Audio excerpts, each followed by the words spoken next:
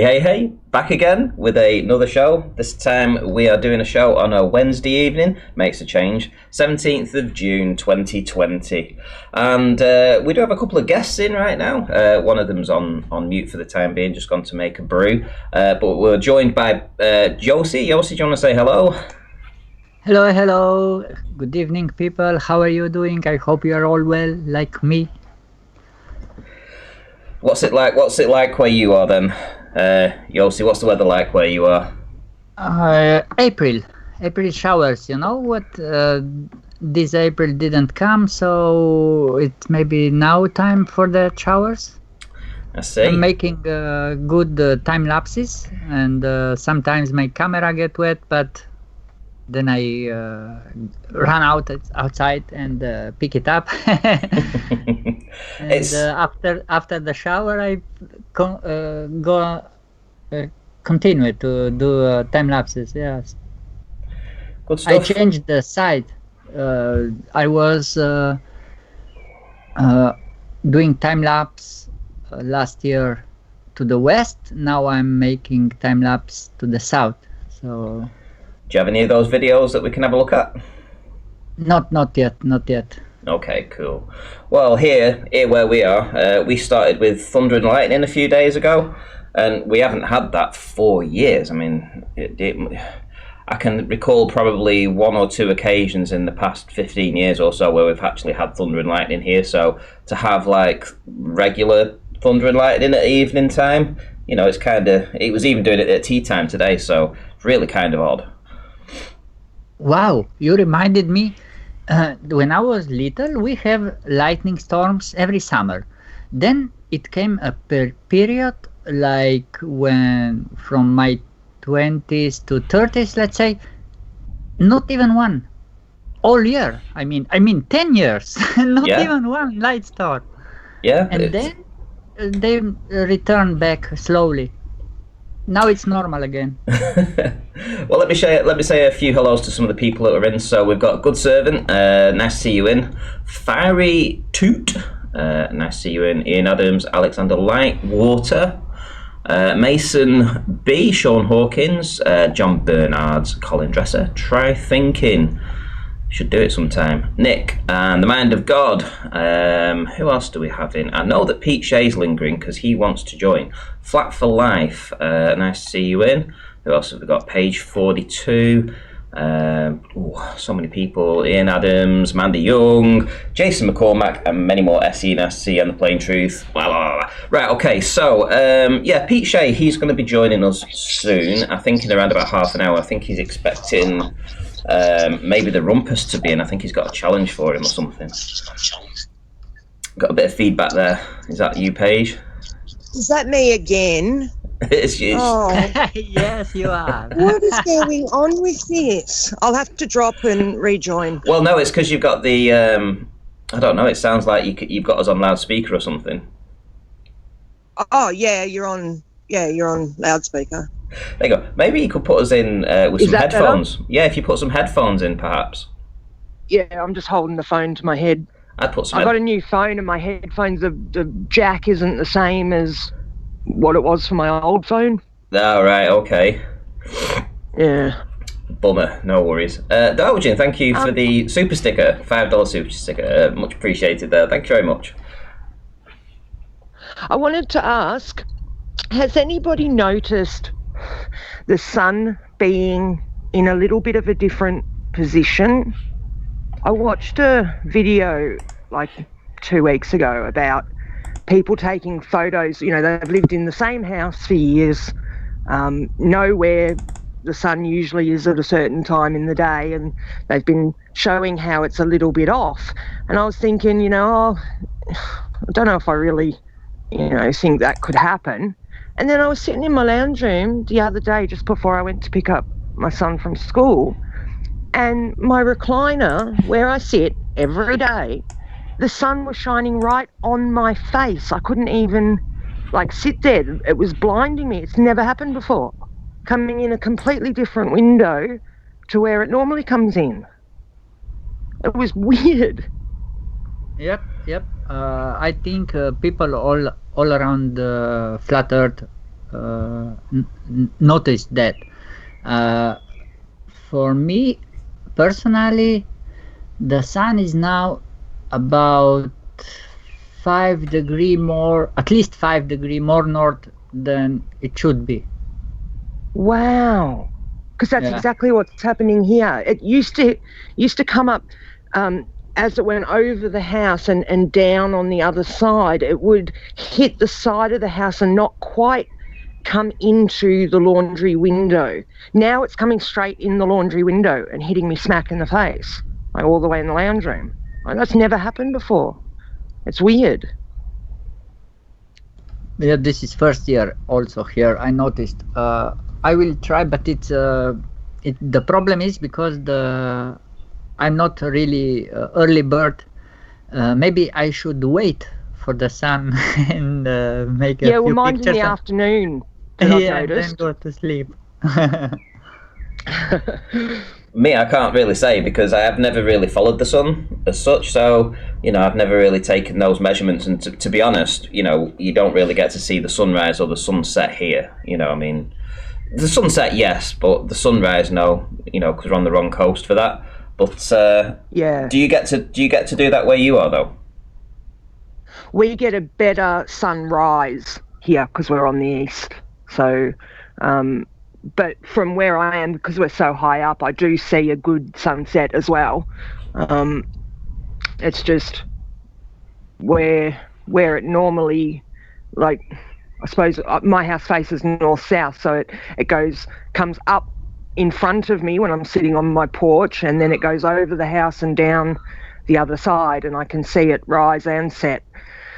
But it just seems to be a little bit off. I've lived here for like 4 years and never noticed it come in that window ever before. So it's very interesting. Interesting times. Well, maybe you could do some more research on that. Perhaps fault track it for a year, see what happens. Yeah, I might do that. It'll be good for my garden anyway. I need to know exactly where I need to put everything where the sun shines the most, and so I know which things to put where. Cool. Well, Pete Shea, as I say, Pete Shea's going to be joining us soon. He's going to do a 10-minute presentation, so I believe. So that should be interesting. I've never seen him do a presentation before, ever. Even though I've watched his live streams before, and he just talks. He doesn't really do presentations, so it'll be interesting to see. And I think he wants to get the rumpus in for some reason. I still don't know everything about it. It's literally hot off the press. So let's see what transpires soon. I'll bring him in. I'll give him a call in around about 20 minutes or so. But the last show was was controversial. I got an email from somebody who was kind of offended that they thought that we were commentating on what things were like in America. I think that was I don't think I ever mentioned anything about America personally. I don't think. Yeah. I think we went out of our way to say this is our own experience. We're talking about what we experience ourselves. Yeah, I mean, like I say, personally myself, I've never experienced it. But the email that he sent, he made it quite clear that he, in America at least, sees a difference, that, what we were saying isn't how it is in America. Now, I can't validate that. I can't say yes or no. I've just got to take his word for that. So, I don't know. I mean, maybe there is some kind of racism that goes on there in the south of America. Who knows? I mean, it's still back in the 90s.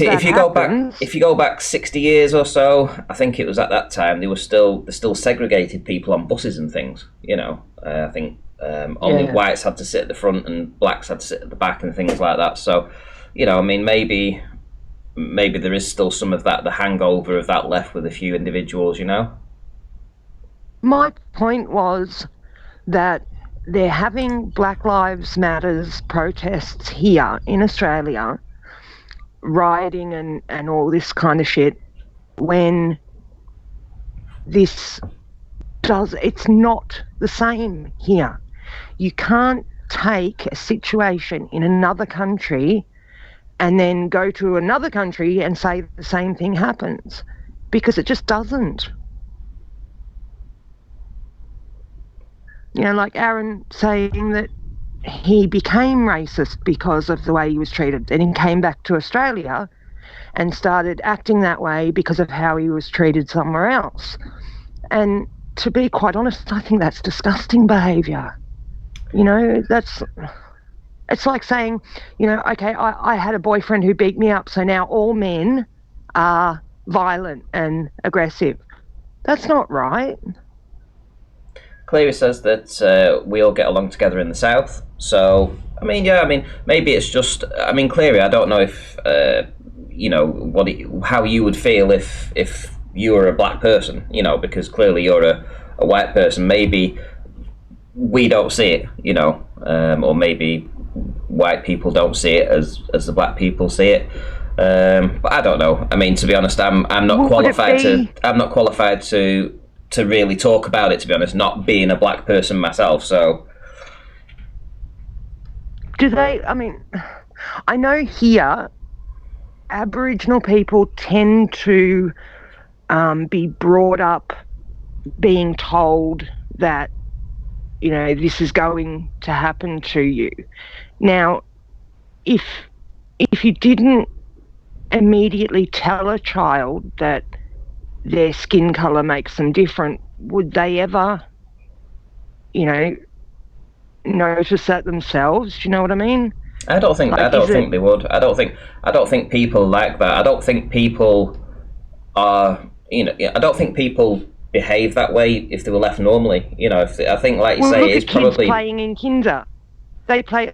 All kids play together. Yeah, you know, they don't. Of course they do. Kids don't automatically just go, "Oh, well, I don't want to play with you. You've got black skin." You know, or you've got white skin. That doesn't happen. But because we hold on to the history, we tell our children about history, maybe in a little bit of a wrong way, and make them think that those things are still happening and you still need to be worried about it, rather than saying, you know, things are getting better, and, you know, if you don't help perpetuate it, then it can slowly fade away.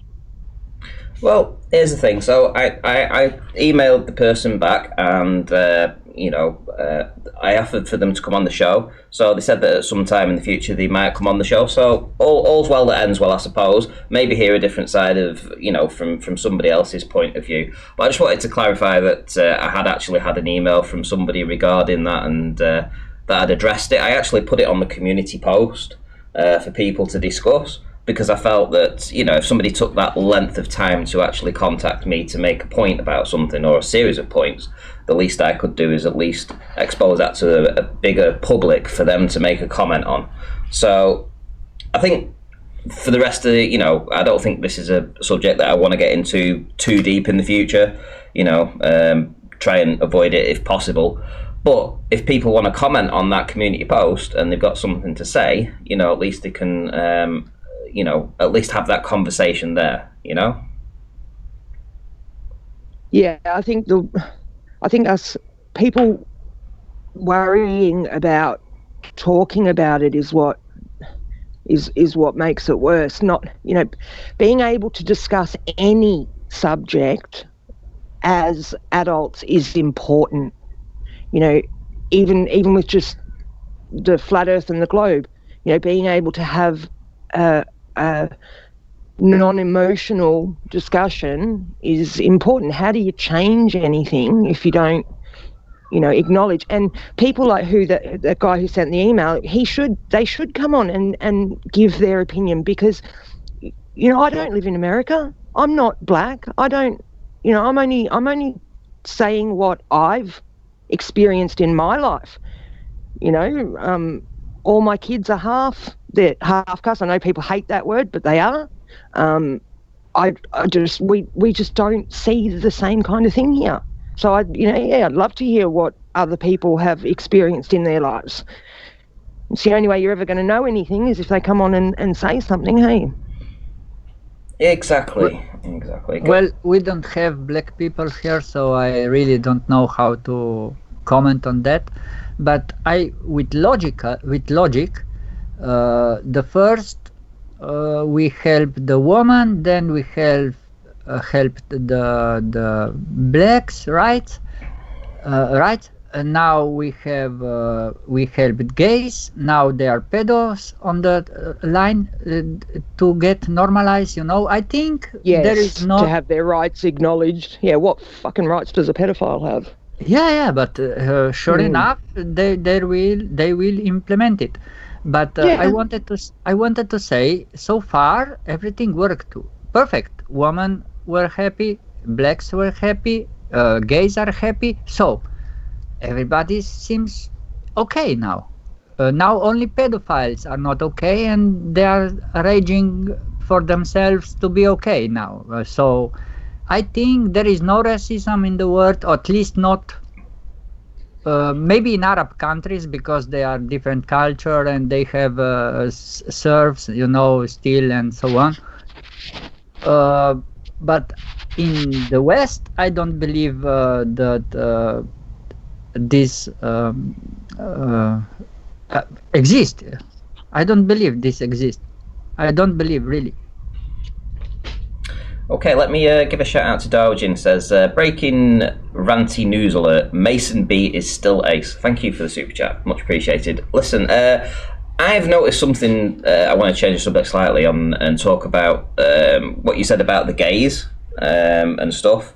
So we got Netflix recently. I'd say it was about 3 months ago, and we started watching a lot of different series on there. And honestly, it seems like every series that we seem to start watching, and it's mainly to do with sort of like the supernatural kind of thing. So we'll watch supernatural stuff, or you know, things with werewolves and vampires and all this kind of stuff, you know. And it just seems that the main protagonists in that, it always turns out that the women fancy women and the men are gay. And they end up, it's horrible. It's horrible. Started watching a new one yesterday, and then I think in the second episode, it turned out that the two lead men were gay, and then they started kissing, and I was like, oh my, I can't deal with this. Every show now. I can't deal with it. It's like I don't need this. Doctor Who. They did it to Doctor Who. I mean, really? Yeah, they made the lead woman a woman, but they didn't make her a straight woman. It's like, oh my god. Okay, listen. What was the other guy that was playing there was gay as well. It's like every single one. Darwin, this is hold on one sec. Darwin isn't happy with the shout out for the super chat, so let me try again. Breaking rancy news alert. Mason B is still ace. Hope that helps. Mason P is ace. Ace. I second that. Didn't have enough emotion in there, Randy. Right, so I mean, it's just so pissed me off seeing it. I can't sit down to watch a series now without the main lead or the main characters either turning into lesbians or bisexuals or the men being gay. And it's like we never. You go back 10 years ago, and this was just never on the telly. But now it's overtly in your face all the time.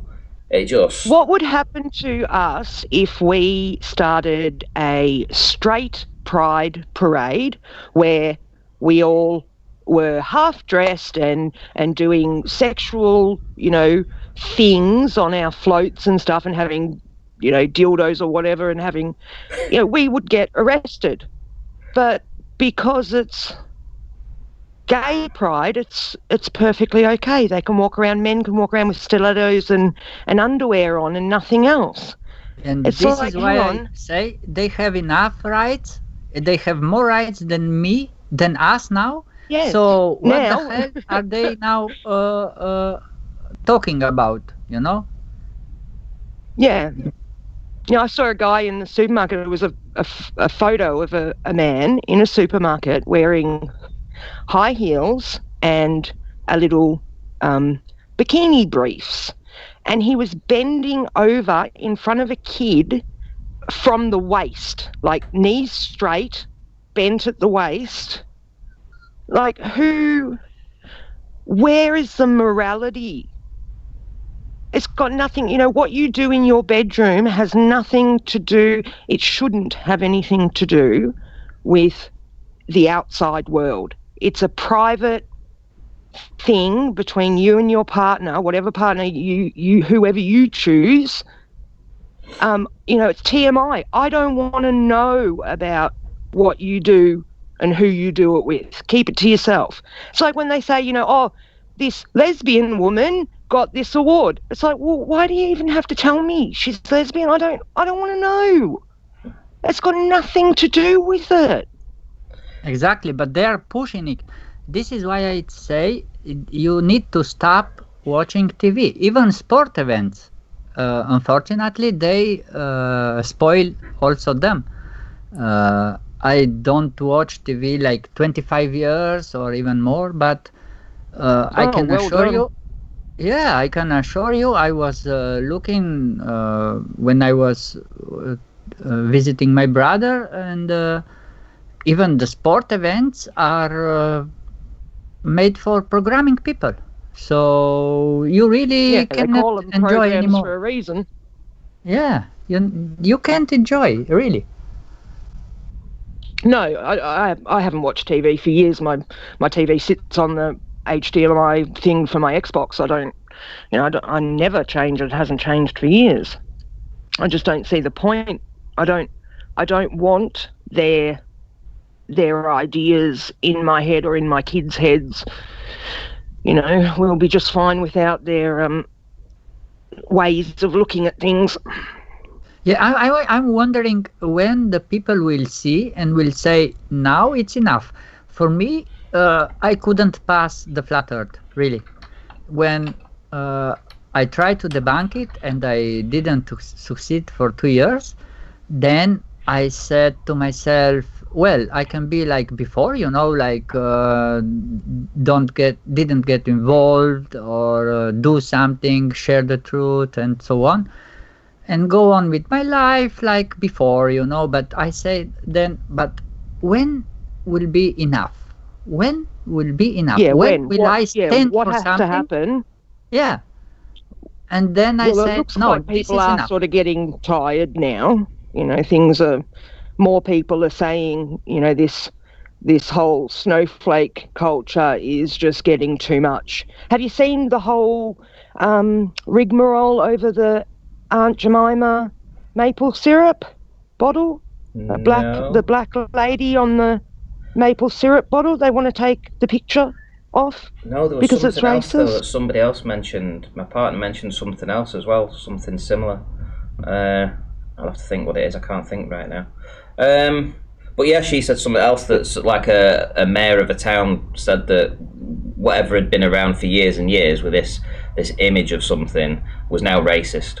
It's like just ridiculous. That's probably it's probably something along the lines of that. It's a syrup bottle, and so now, even if it's true that years ago a black lady made up a recipe for a syrup, became a millionaire selling it, but now all of a sudden you're not allowed to say the truth of the situation, that a black woman came up with this, and it's just, to me, it's just ludicrous. When's it going to stop? How far are they going to push us? Well, that was it. The name of the series that we started watching yesterday, October Faction. I don't know if you've heard of that. Yeah, I've heard of it. I haven't started watching that one yet. Yeah, it's a Is good. that on Netflix? Yeah, I'll be honest with you. It's a good series. It's it's like it's a cool series to watch. It's total bollocks. Do you know what I mean? But it takes your mind off things, and you can chill out and you can watch it. And having watched that I'm into that kind of stuff anyway. So it's just nice to sort of like sit down and watch a new series over and over. They've got loads of these series around. Well, this is just another one in a line where it turns out that the main guy character he's a 17-year-old lad as well. And then he sort of like convinces his arch enemy, who's also a 17-year-old boy, to come out of the closet.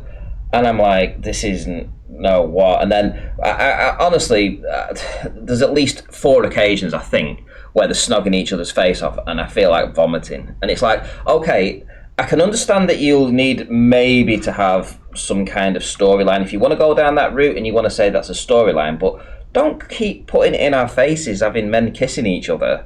I don't want to see that. That really isn't part. That isn't an integral part of the show. Oh my goodness, yeah. And the first, that's brought back horrible memories. Oh no, the first episode, I think it was the first or the second episode of that. Oh yeah, you sound very traumatized. Yeah, God, yeah. And that's how we found out the lead guy was gay. The 17-year-old lad was gay. A man went down on him. Oh. Yeah, exactly. Yeah, TMI. Yeah. That's just giving me horrible flashbacks. And I was like, I don't believe. I feel sick now. See, I've never understood the rampant sexuality, even heterosexual sexuality in TV. I don't want to see other people having sex, thanks. That's something you do in your bedroom, in your home, in private. I don't want to see, I don't want to see it. Show me any show where you don't have anything like that. They are so few and far between. You can't just sit down and have a family-friendly movie night without seeing boobs and bums and gays and trans and, you just get it all shoved down your throat. It's like, I've had enough. I remember not to watch it. Few years ago, I was watching some Japanese commercials. They were almost like porn movies, Yeah, they're soft porn. That's what it is. Yeah. I couldn't believe it. And why? It's to sexualize our young people. That's this. They want to confuse. They've put hormones in all the food and all this shit. They've made our boys more feminine, our girls more masculine. They've taught them that it's not okay to want to be manly. It's not okay to want to be girly. It's not okay to want to be a mum and a wife. That's not good enough. Now they're even giving recommendations on what to do during sex with COVID. Wearing a mask during sex. Oh no, I've got better than that. I've got better than that. Oh God. I've got better than that. Yeah. So Arwin, he lives in Holland, right? Yeah. So the Dutch put out this what you could call it's not an SOS, but it was like an advisory thing for young people, and their advisory sort of like advice to all the young people out there was that if you're missing sex, go and find a regular fuck buddy that you can have regular fuck buddy sex with them, right, whilst you're on lockdown. Right? It's not about intimacy anymore. It's not about finding your soulmate, finding that one person you can share your life with. It's just about fucking. It's just about sex. It's not about intimacy or love anymore. This is how they destroy the family. They make people sexually promiscuous and make that okay. Yeah, and parents work all the day, and children are left to the schools where they are teaching them bullshit, and watch television where there is bullshit, and so the generations is fucked. I mean, they teach kids in sex ed now about, sex toys and rimming and all this kind of shit. It's like, why are you teaching year 8s and year 9s about how to have anal sex and all this kind of shit? Like, what the fuck? Why aren't, even if they wanted to teach that, even if you think it's okay to teach all this alternative shit, why isn't it being taught as well that it's okay to have one partner, to be a virgin when you get married and to have one partner for the rest of your life? Why don't they teach that as well? There you go, I've got it on screen. See, because it's not about choice. So I've got it on screen. This article's from a month ago, basically. It says Dutch official advice to single people: find a sex buddy for lockdown. Find a goodness. sex buddy for lockdown, no word of a lie.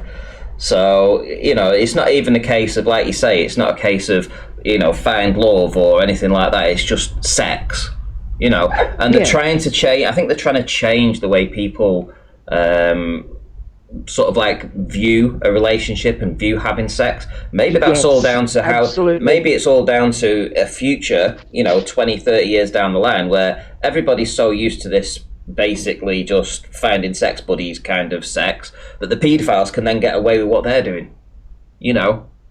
Who's to say that it isn't something to do along those lines, I'm pretty sure it was 1984 that you weren't allowed a spouse. I think it was that movie where, it got to the stage where, people weren't even allowed to have a spouse anymore. Is that what it's going to come to? Quite possibly. And to be fair, I mean, they don't even really need relationships to procreate, to have kids anymore. You can literally just go to a sperm bank or an egg bank or whatever and get your IVF. own. Yeah, my sister went through IVF. Yeah, waited till she was like in her 40s and then decided to spend tens of thousands of dollars on IVF.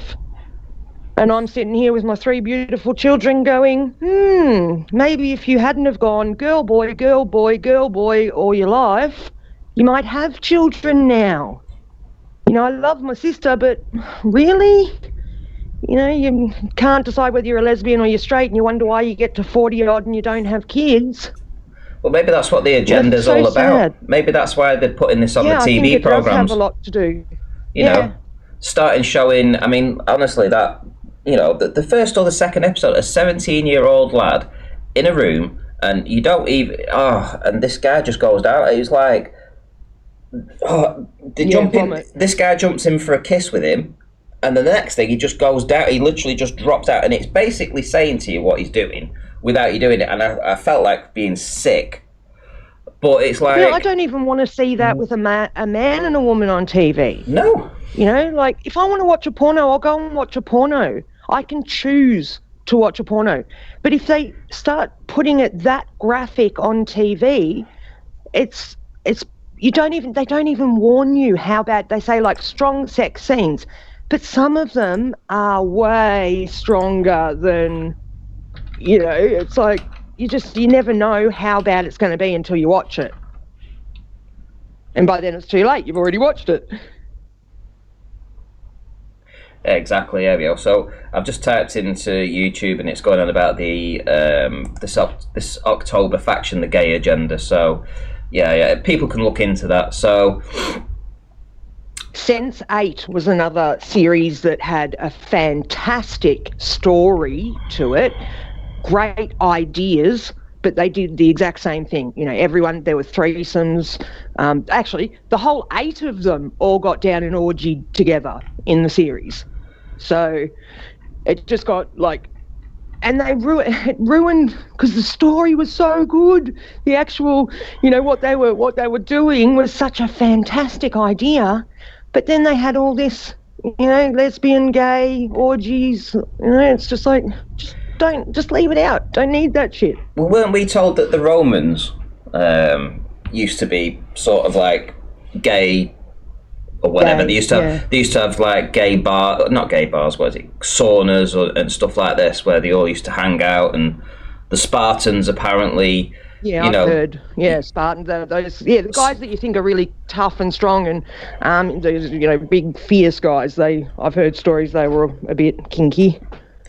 Yeah, well, that kind of makes sense with what this October faction was, which was that the lead, well, not the lead guy, but the other guy that his arch enemy. He was like the school, the best of everything at the school, the tough guy. You know what I mean? And it turns out he's gay.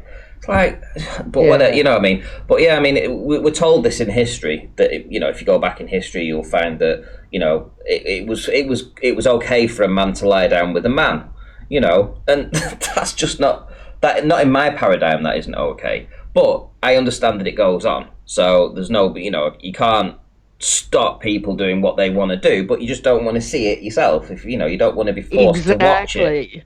You know, be forced to watch it. Yeah. I don't want to sit down and watch what I consider to be a pretty decent series, only to have to keep closing my eyes at certain points and feeling sick because I don't want to watch that part of the storyline. Because to be honest, that part of the storyline shouldn't really be in the story in the first place, because it has nothing to do. It doesn't have much to do with it. Well, it has nothing to do with warlocks and things like, you know, it has literally nothing to do with warlocks and witches and all that kind of stuff. It has nothing to do with that, right? And so... Did you say warcocks?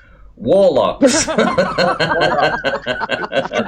Coming through. Trust you, Pete Well Shea. done. The first thing that you come up Well with. done. The first thing you come up with. I just joined. dear me. Brilliant. You probably missed the second part of it, which just was completely off the cuff, which was, I was just wondering, was I coming through? Because I did try to join, and sexual We hear you reference. loud and clear now. Yeah, well, that's what it all comes back to, doesn't it? Yeah, it comes back to that. I was going to say about sexuality, right? So it's a very sort of deep and intricate topic, but characters like what's his name? Harry Potter. What's the Daniel Radcliffe? I think his name is. It is, yeah. He was given to the children. It's the same with Miley Cyrus as a young child, right? So they're given to children as these very popular TV personalities, especially Harry Potter. The minute they turned of age, right? Honest to God, do you know what the first role Harry Potter did when he turned of age? Daniel Radcliffe. An explicit gay porn, almost like porn theater endeavor, I guess you call it. Just Google it and you'll see it. So, like, our children have definitely been prepared all the way up, you know. And well, we see a different face to society now, and there's a different face to thinking. And I guess ultimately the question is, what's the right way to think about our sexuality? And, well, the deeper questions of flat Earth and beyond. What's the right way to think about us, ourselves, our bodily fluids, the transfer of each, and you know, all these questions are the deeper questions that have to be asked, I guess. That's what I'm guessing. Well, I heard. Yeah, it's Can I just a just say, gender. I heard Go that ahead, Paige. DNA, women, they did this study where they found that women hold on to DNA from their sexual partners. It leaves an imprint on you. You carry that person around with you for the rest of your life. So, No. you know, if that, I've travelled the world then. You blow your own trumpet there, Randy. Imagine how differently you would think about, you know, even tongue kissing if you knew for sure that, you know, that person, a little, you know, imprint of them was going to be with you for the rest of your life. Imagine if we taught our children that. Imagine how different you would think about, you know, having sex with somebody. You would actually want to know that that person was a good person and that they had good intentions and good thoughts, because otherwise, you know, with the way quantum entanglement works, whatever their DNA does, it affects the DNA that you're carrying around with you. That's so interesting. And possibly your own DNA, not to mind your offspring and their yeah, and then you characteristics. pass it on to your offspring. Exactly. Well, you know, that's an excellent point. And again, it all comes back to us, right? Who we are. I say to myself, I don't, you know, I talk about it as well, but flat Earth is just the beginning, right? If we don't know where we are, first of all, we have no hope of finding out who we are. Once we find out where we are, then the bigger question moves to, well, who we are ourselves as male, female, but as self, right? Having this experience. And this is where everything definitely has to be viewed in different terms. I reckon, I've said it often enough, I reckon there's not a child under 10, there's a rare child under 10 who hasn't seen hardcore pornography. Not on their own phone, on their friend's phone, and sleepover. Always going to be someone, right? So how do we deal with that? I think I'm okay with it in a sense, but in another sense, then it's horrifying, right? Well, I don't think it's okay in any sense. No, for a well, 10-year-old to have I access don't to that. think it's okay. When I say I'm okay with it in a sense, what I mean by that is that I'm just saying that, do you agree, first of all, that that's probably more likely than not likely? Everyone has a phone, you know, there's always going to be someone in the group, there's always going to be sleepover, but we all sort of awaken sexually as well. So it is always, once you do awaken, once you go through maturity, right, or the beginnings of maturity, then it stays with you forever. forever. So at some point we're going to have to be introduced to it. And the opposite to that is the way I guess we grew up, in a big sense, that you couldn't mention the word sex, right? Yeah, I remember even the sex education teacher who was a female at the time. She taught civics up to that point. When it came to sex education, she got so stressed out about having to talk to the class about it that well, she actually left, right? Or she didn't teach the topic to us anymore, and we had to get the headmaster in to teach it. So, you know, that's the opposite. I don't agree with that at all, Ranty. I have my own beautiful child, 17, and, you know, not that I know what his thoughts are at the minute. I certainly made it clear from the outset, from the beginning of our relationship, regarding our sexuality. It's an integral part of all of us. You know, we're not going to hide away from it. I'm not going to shy away and be embarrassed by it.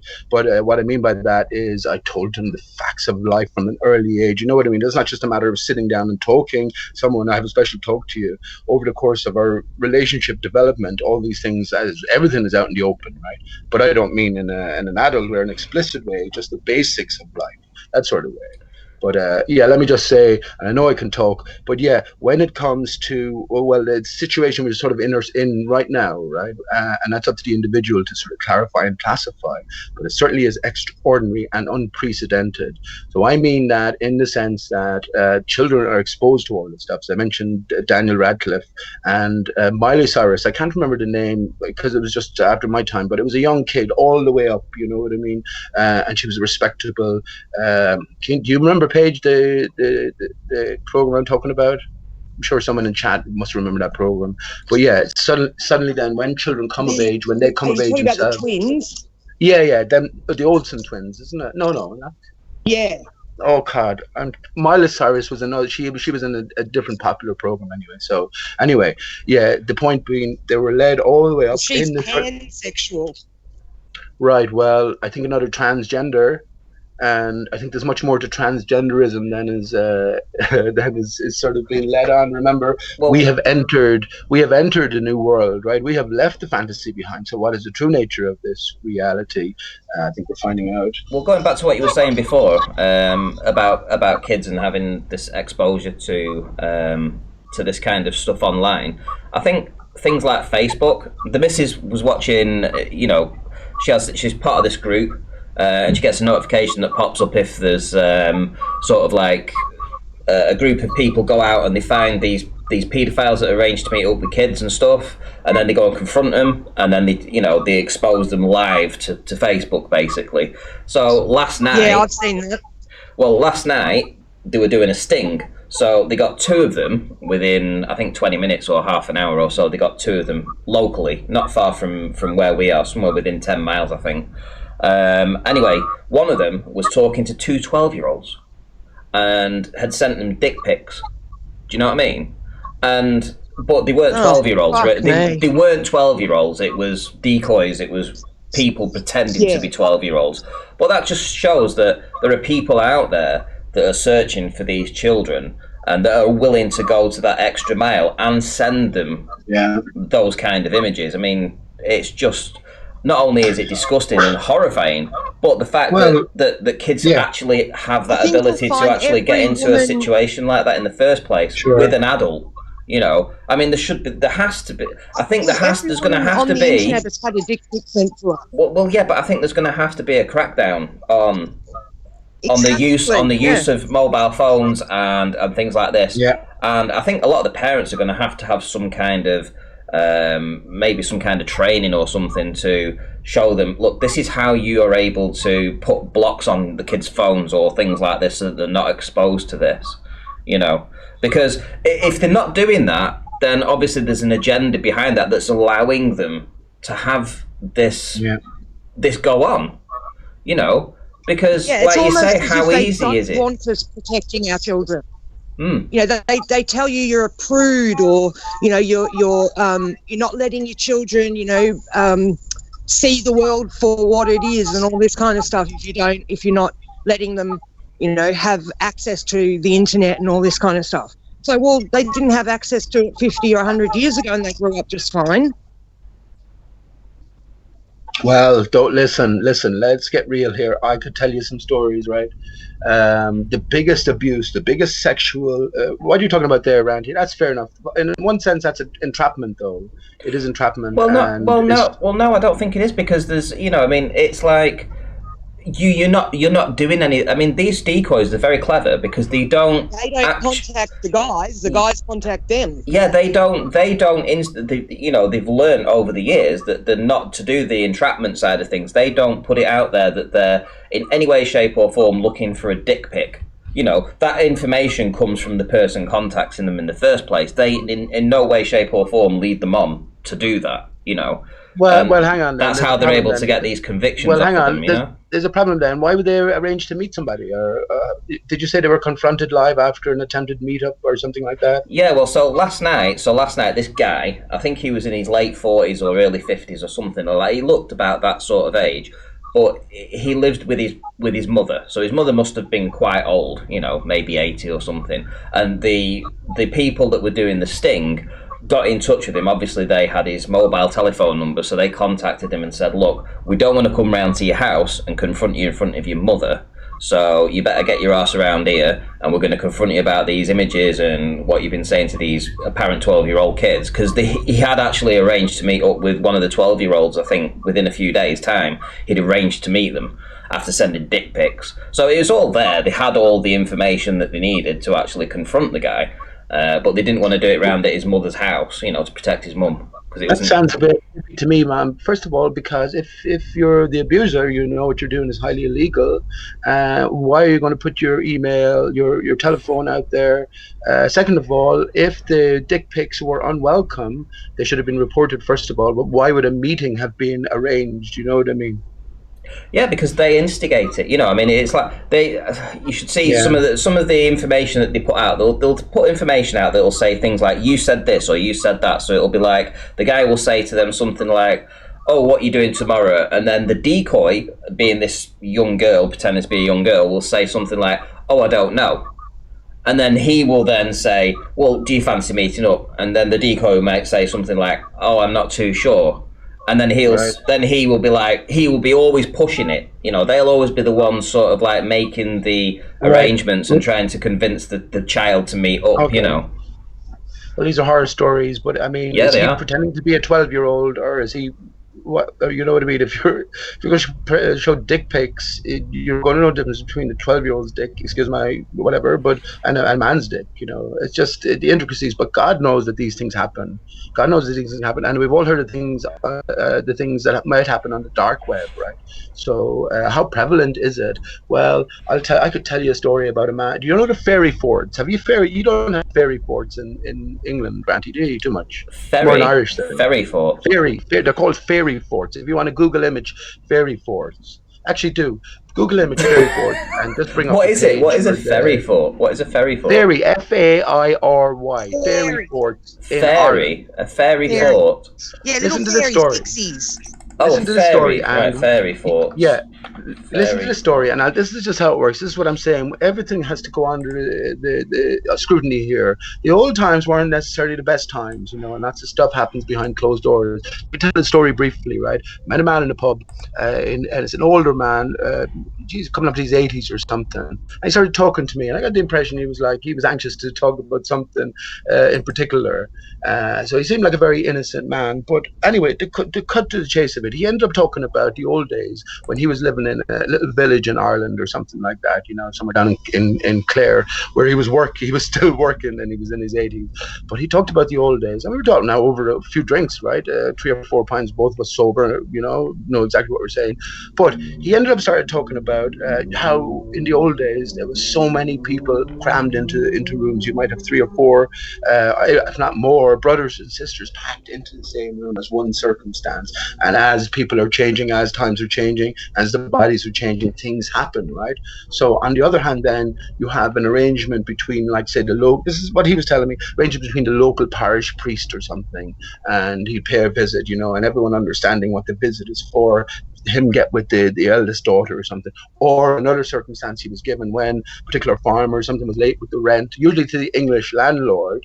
The understanding was that they'd send the oldest daughter up with an apple pie to the landlord's house and expect to see her back a couple of hours later, right? So these are the different circumstances which lead me to the point and why you're bringing up fairy forts. Can you see an image of it? Yeah, I've just been showing it on screen. Right. So here we go. So he was telling me, right? So under these different circumstances, unwanted pregnancies occur. And what do you do with them? Back in those days, this is probably going back to the 40s, and you can be sure it's spanned over a long period of time. That in those days, well, it was sort of understood that if you had an unwanted pregnancy, you have to get rid of it. So in some way, find a way. Everyone agreed. I think it's a horror story. I was horrified by it. But anyway, everyone sort of knew that you go to the fairy fort with the child, right? And whether it was aborted just beforehand, usually it was, or after, it's like, murder in a sense, after it's been born, the way to dispose of it was in and around the fairy fort. I'm not sure what proximity. I'd take it very close proximity anyway. So then it sort of clicked with me. In Ireland here, we have a tradition: do not disturb a fairy fort, because if you disturb a fairy fort, it will bring bad luck on you. And I was thinking, that's exactly why you're not to disturb it, because you're going to find a secret that probably, I'm not going to say every village, but you can be sure a hell of a lot of villages around kept. You know what I mean? It's one of those things that everybody knows. Horrific. Imagine going down a mindset. Horrific. Everybody knows, but nobody dare mention. So yeah, that's the fairy forts for you. And even someone was telling me recently, an investor tried to come in and develop the land, and because the secret was so sort of well kept, they bought him off with fairy stories and even, I think, legal action at the end. You know what I mean? But that's a horror story from the past, and you can be sure, these things don't go away. And just as Paige was saying there, in the sense that if you have intercourse with somebody else, you may carry around an aspect of them for perhaps the rest of your life and your existence. All of these things leave a trace in our brains, our identities, and our I guess our ultimate meaning. So that's what I meant in the sense about the sexuality of the young people. If it's at least out there, we know they're going to come into sexual age at some stage. But yes, of course, let's have a control. Let's have a mature sort of relationship between the parents, first of all, and the children. And listen, I haven't spoken to my child in 5 years. 5 years at this stage, and ultimately that's because I wanted the right. How do I bring my child up in a truthful and an honest sort of way of thinking and feeling in this inherently untruthful and dishonest life, And of course, when you try to do that, runs into trouble. But yeah, most parents now are split from one another. There's different emphasis on the relationship. So now more than ever, if you have a child, you have to broach these issues, and not just with them as well. We have to broach our own issues and deal with any skeletons we may have in our closet, right? Whether that's you're a secret homo, gay, lesbian, or whatever, which is fine, or whatever else. So you forgot monasteries. Where the nuns. Yeah. They always found little babies burned near the walls. Always. Yeah. Horrific. Absolutely horrific. And that's what happens when you have this mindset, I guess, you know what I mean? This is always a natural part. I was never afraid.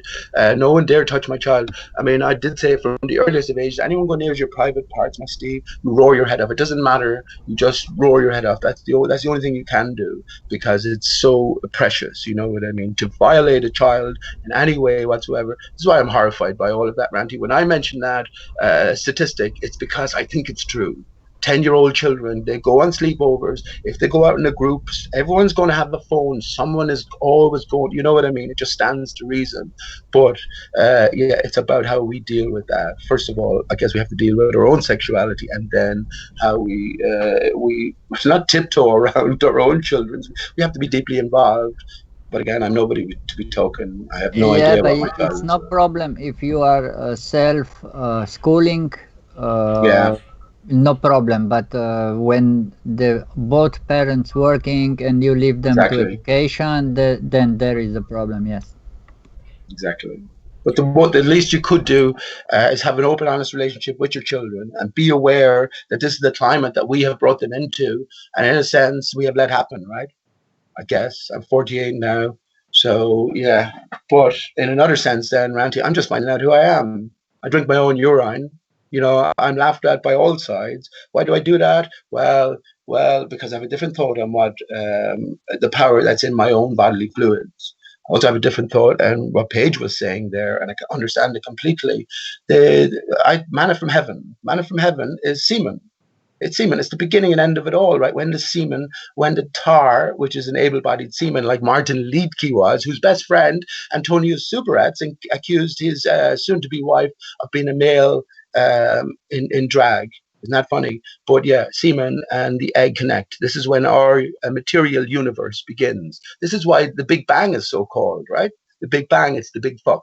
What we spend our lives thinking about. I can say as men, as a male anyway, we spend our life, I spend my life, you spend your life thinking from the moment your testicles drop of getting back into to female, I guess, completing that circuit, right? So, yeah, it's always to the fore. But yeah, when, as I say again, since I've come to Flat Earth, everything changes. Everything changes. Of course, when we were ball earthers, I'm speaking for most, I'm guessing, we accepted wholeheartedly evolution, right? And rejected God, rejected a higher power, a greater motive force behind everything. But yeah, coming to Flat Earth, yeah, and just put down my bodily makeup to all there was, right? And the material only existence, which, funnily enough, was instigated, according to historical record, in inverted commas, by none other than Aristarchus of Samosranti. He took the focus away from Earth and put it as a sun-centered existence, right? And this led to material-only considerations, where all there is the one countable. When we get back to zero, get back to immaterial, then we can view everything in different senses, and most particularly our bodies, our bodily functions, and, well, our bodily divisions. Just say briefly again, where I've come to, I was only talking with somebody about this today, where I've come to be at, well, we're in divided state. Like Earth is divided within we're divided as well. Male from female, literally. We're literally torn down the back in a sort of a spiraling fascia with the softer tissue. And, well, more than that, then we're divided self from self. Pete, you asked to join before because you had a presentation to do about the mirrored watered layer. Have you got that ready to show? Well, yeah, if you wanted to, I know I've been talking there for ages. I mean, I was hoping Rumpus, give Rumpus an invite, and Plain Truth said he'd come in. So, I mean, it's only a brief, little, very, very, very basic presentation, but the point will be made. But I don't want to take up your whole show, Ranty. So whenever you're ready for that, that's fine. Is it because I might not be around for the next hour or so, Ranty. I've just got to get my son up and cook his breakfast and get him off to school. But I'll stay on the line. Yeah, that's no worries. Right, let me see if I can bring the Rumpus in. Let's see if he's around. I've tried to. Oh, hello, Plain Truth. How are you doing? I'm good. Hey, how you doing, Travis? Hello. Hey, Pete. Hi, Josie. Hi, Paige. I was hoping Rumpus could make it in. He said he would. Well, of course, we know Rumpus is dead in the water already, right?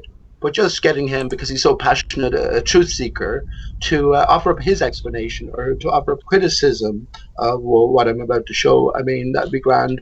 I know it's sort of a futile attempt, but the greater focus, I guess, would be on you, Travis, because you talk about the ether band.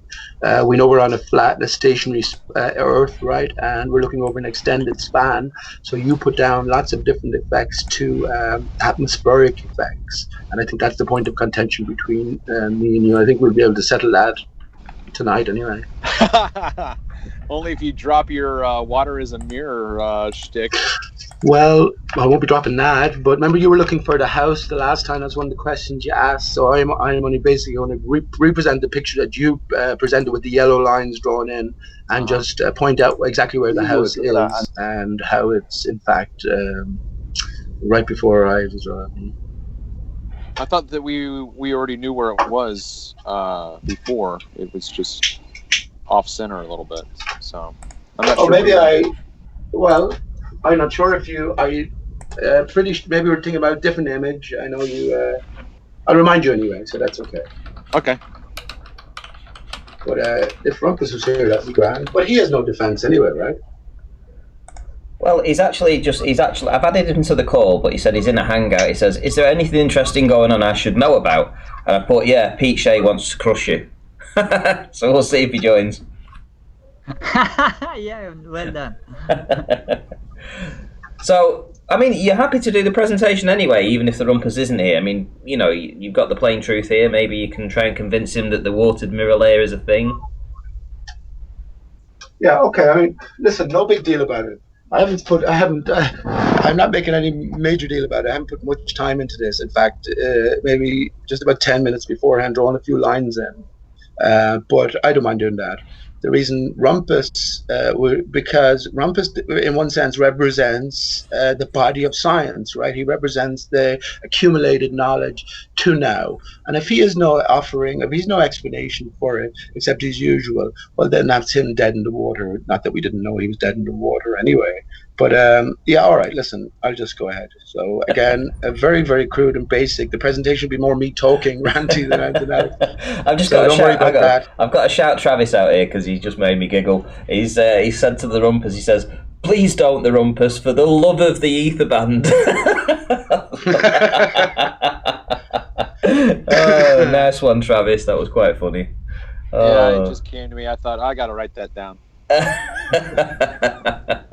Well, ether band is a very interesting term, Travis, and of course, I think you're in your own way bringing attention to the word ether, which many of your friends, I wouldn't even say dislike, is a hatred of it. The mere mention of the term drives people mad. So I wonder, is that a purposeful sort of consideration? So the whole story really, when I started looking into this, because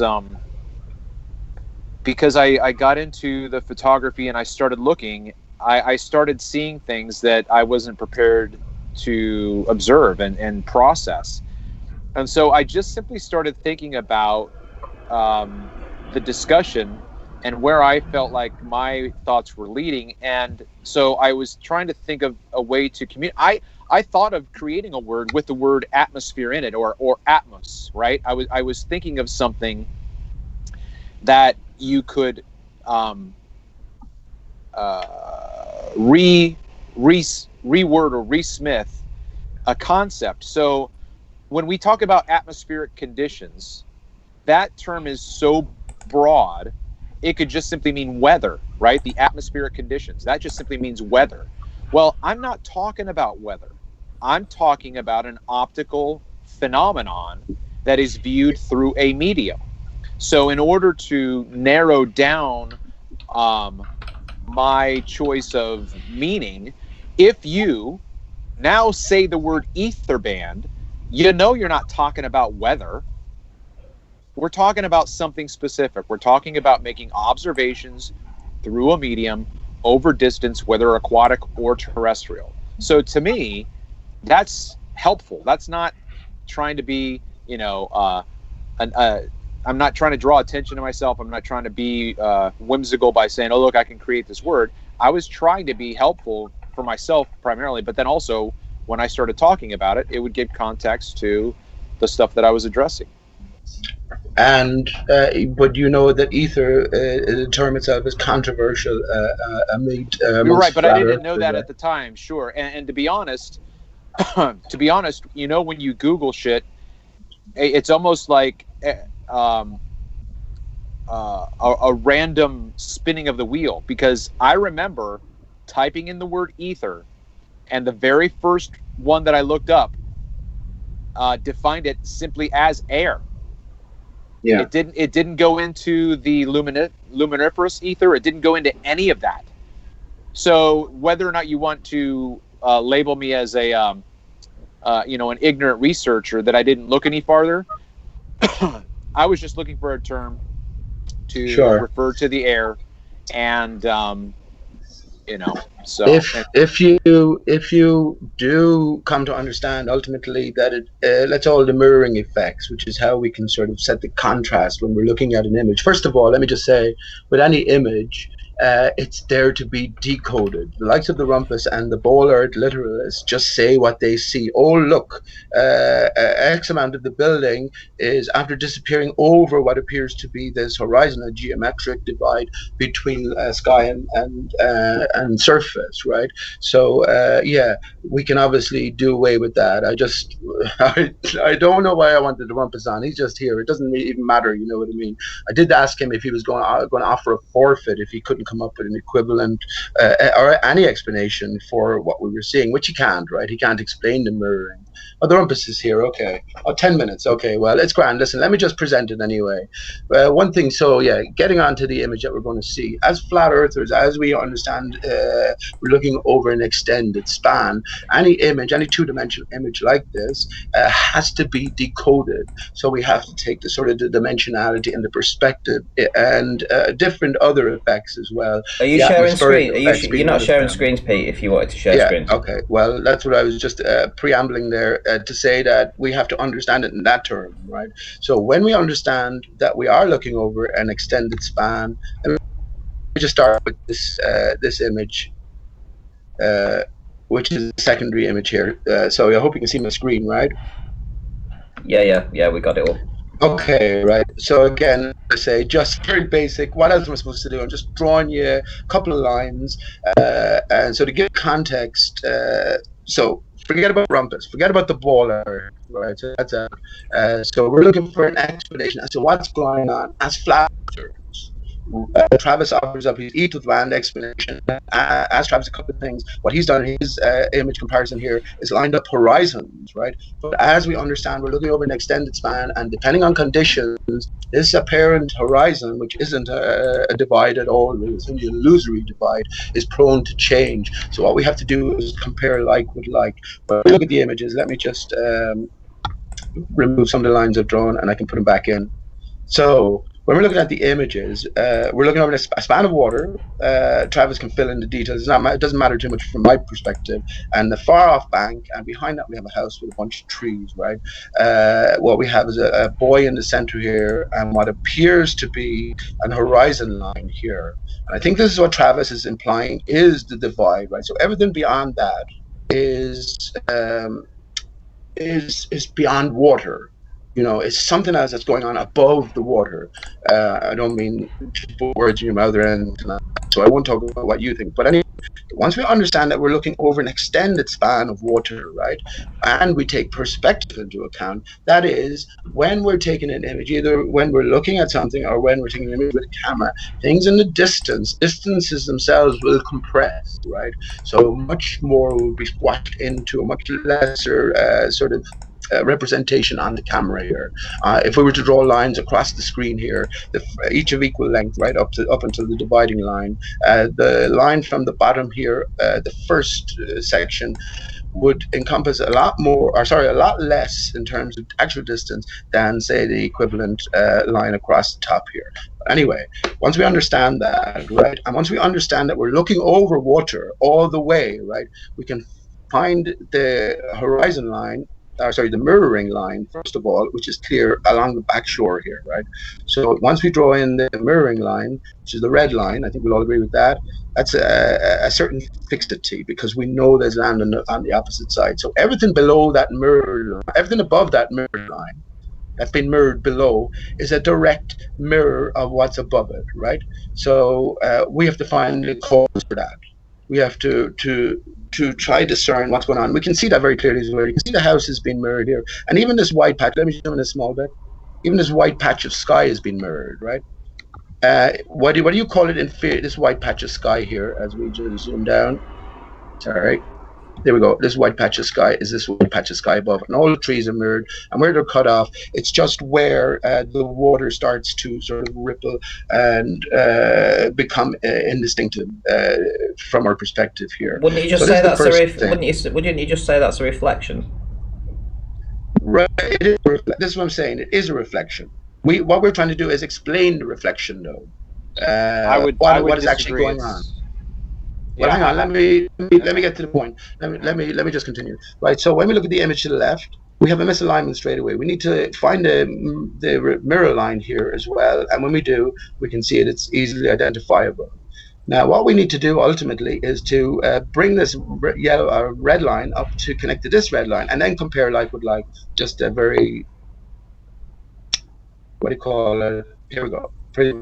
That's pretty much online. If you can see the two, just forget about the boxes.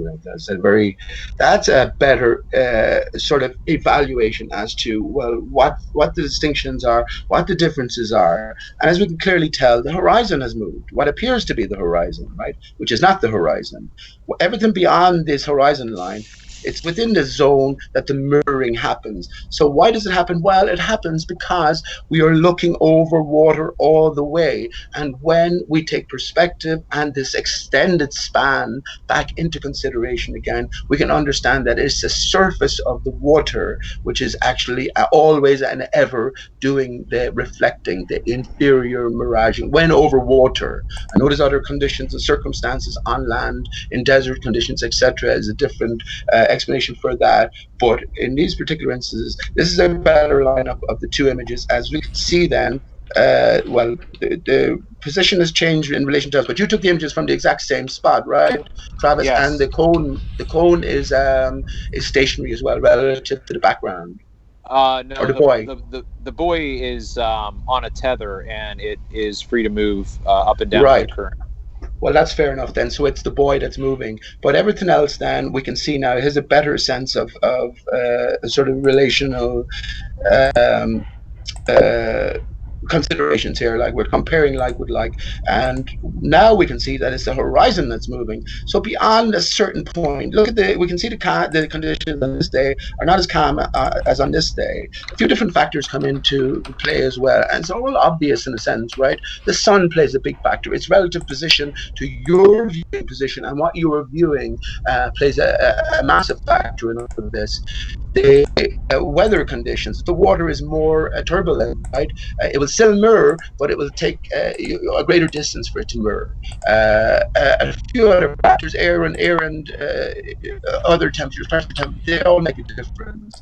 But fundamentally, the influencing factor here is the water. Now, I'm just going to move on to the image that, just very briefly, Travis presented last time. Pete, you're roboting. You're roboting, mate. Yeah, he's roboting really bad for me. Okay, do you want me to? Is that better?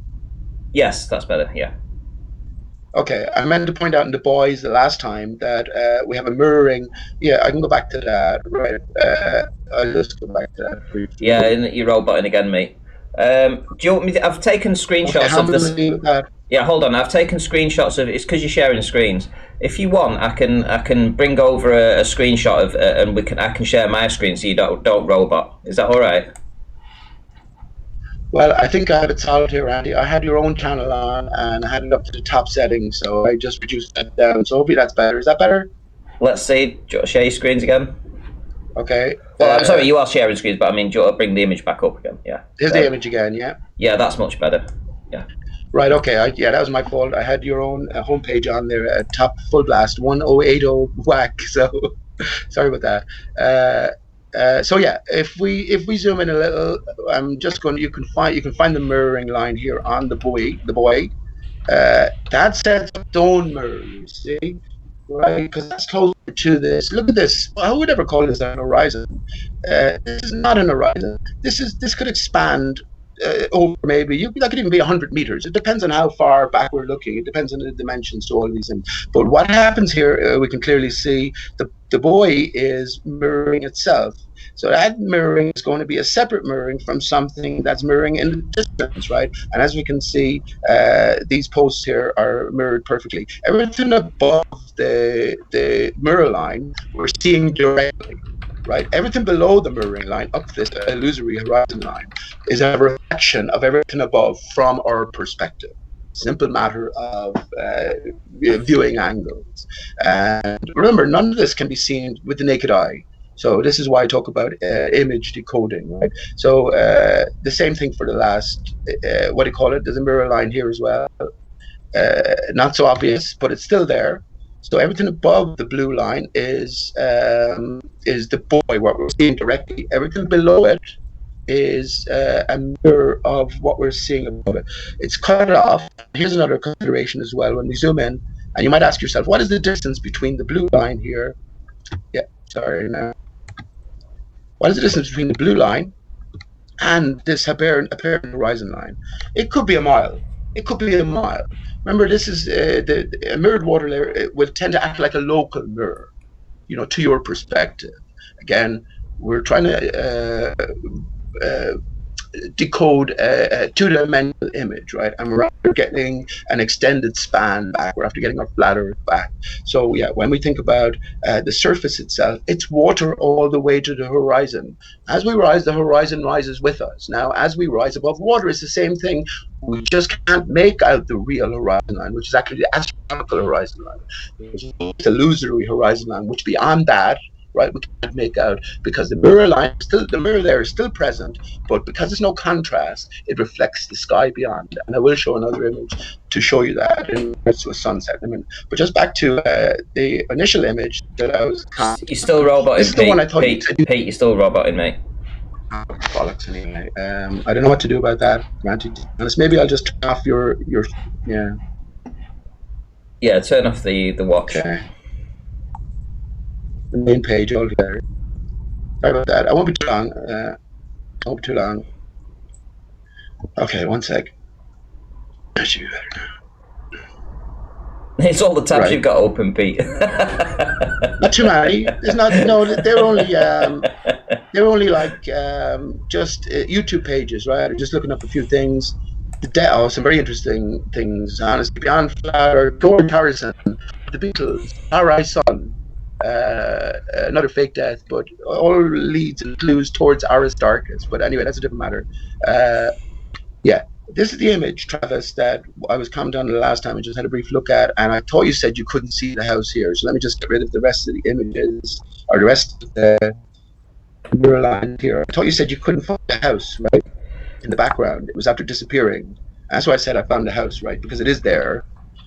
We can do the same thing. Identify the mirror line across the way, so the red lines here are the mirror lines, right? Then just put orange lines in for the mirroring of the buoy itself, which is in a different location to the bank beyond and the trees beyond, obviously. But when we compare like with like, let me just bring this back again. When we compare like with like, we have these two red lines lining up, right? With these two red lines lining up, and So is this presentation? It's more to do with where the fold line in the inferior mirage happens, yeah. Yes, exactly. And comparing like with like, here we're comparing like. But we know. But here's the thing, Pete. We know that the inferior mirage changes in scale and depth, and sometimes it's stronger, sometimes it's weaker. We already know this. Right. But this is what's causing it is the bigger question here.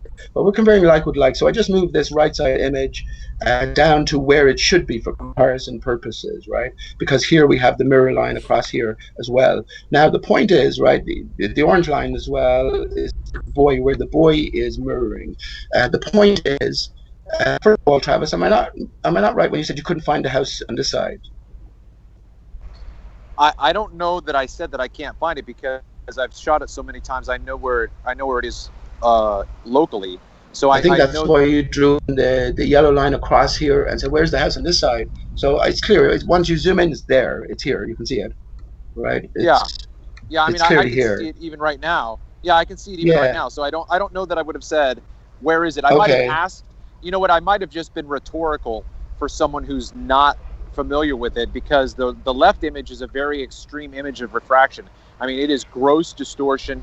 You don't even have a shoreline. Everything is swallowed up in the refraction. So I think probably rhetorically I would have said, so where's the house? Well, you have a shoreline. You see this red line here is the shoreline. This is the mirror line that we've identified at the other side. Yeah, but hold on.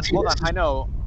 Yeah, but again, if you're talking to someone who's not familiar with looking at it and you take away that red line, they're not going to probably process the fact that the shoreline is in that location. I can do it, because as I'm looking at the image, I can actually see the refraction in a heat haze move across the screen, and I can see it come in, I can see it go out. So for me, as a professional, experienced, whatever. But anyway.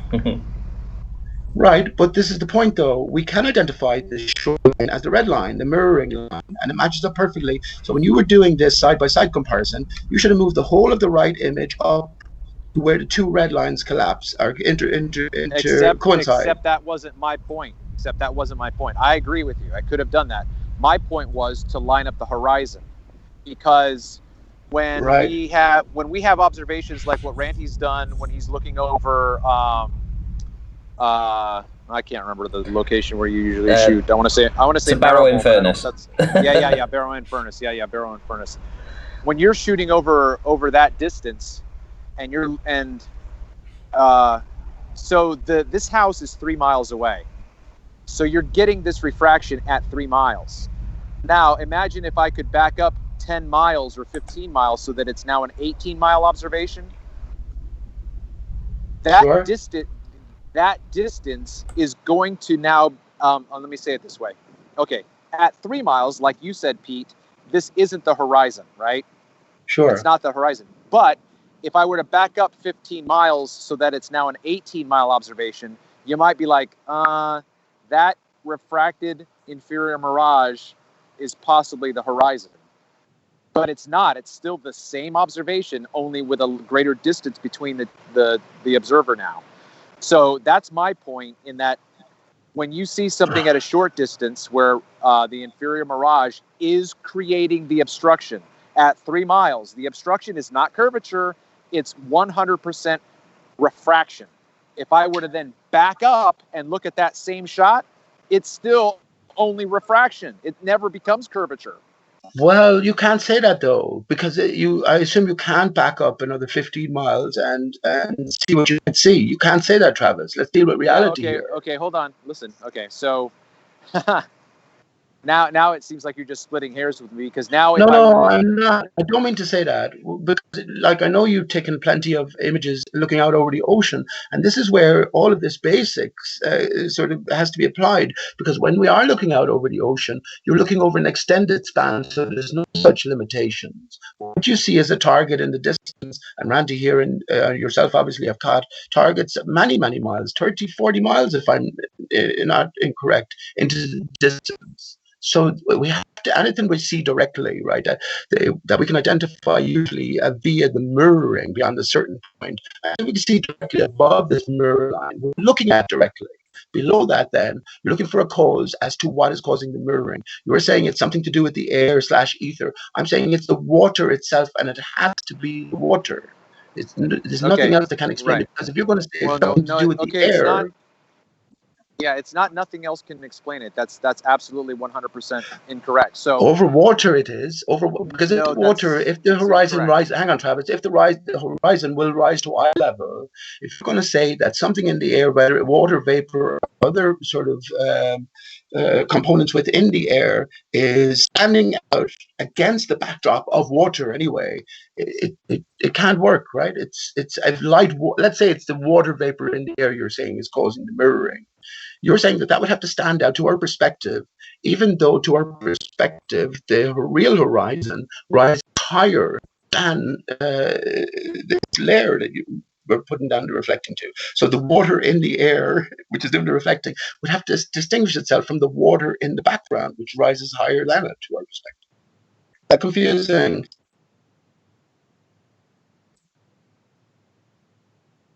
Not sure if that's confusing. Well, I mean, I think it's obvious. I think it's arguable. I'm not confused by it. I think it's arguable. So I was just looking to send a picture of a lighthouse that's going to be more definitive than this. But let me ask you this question.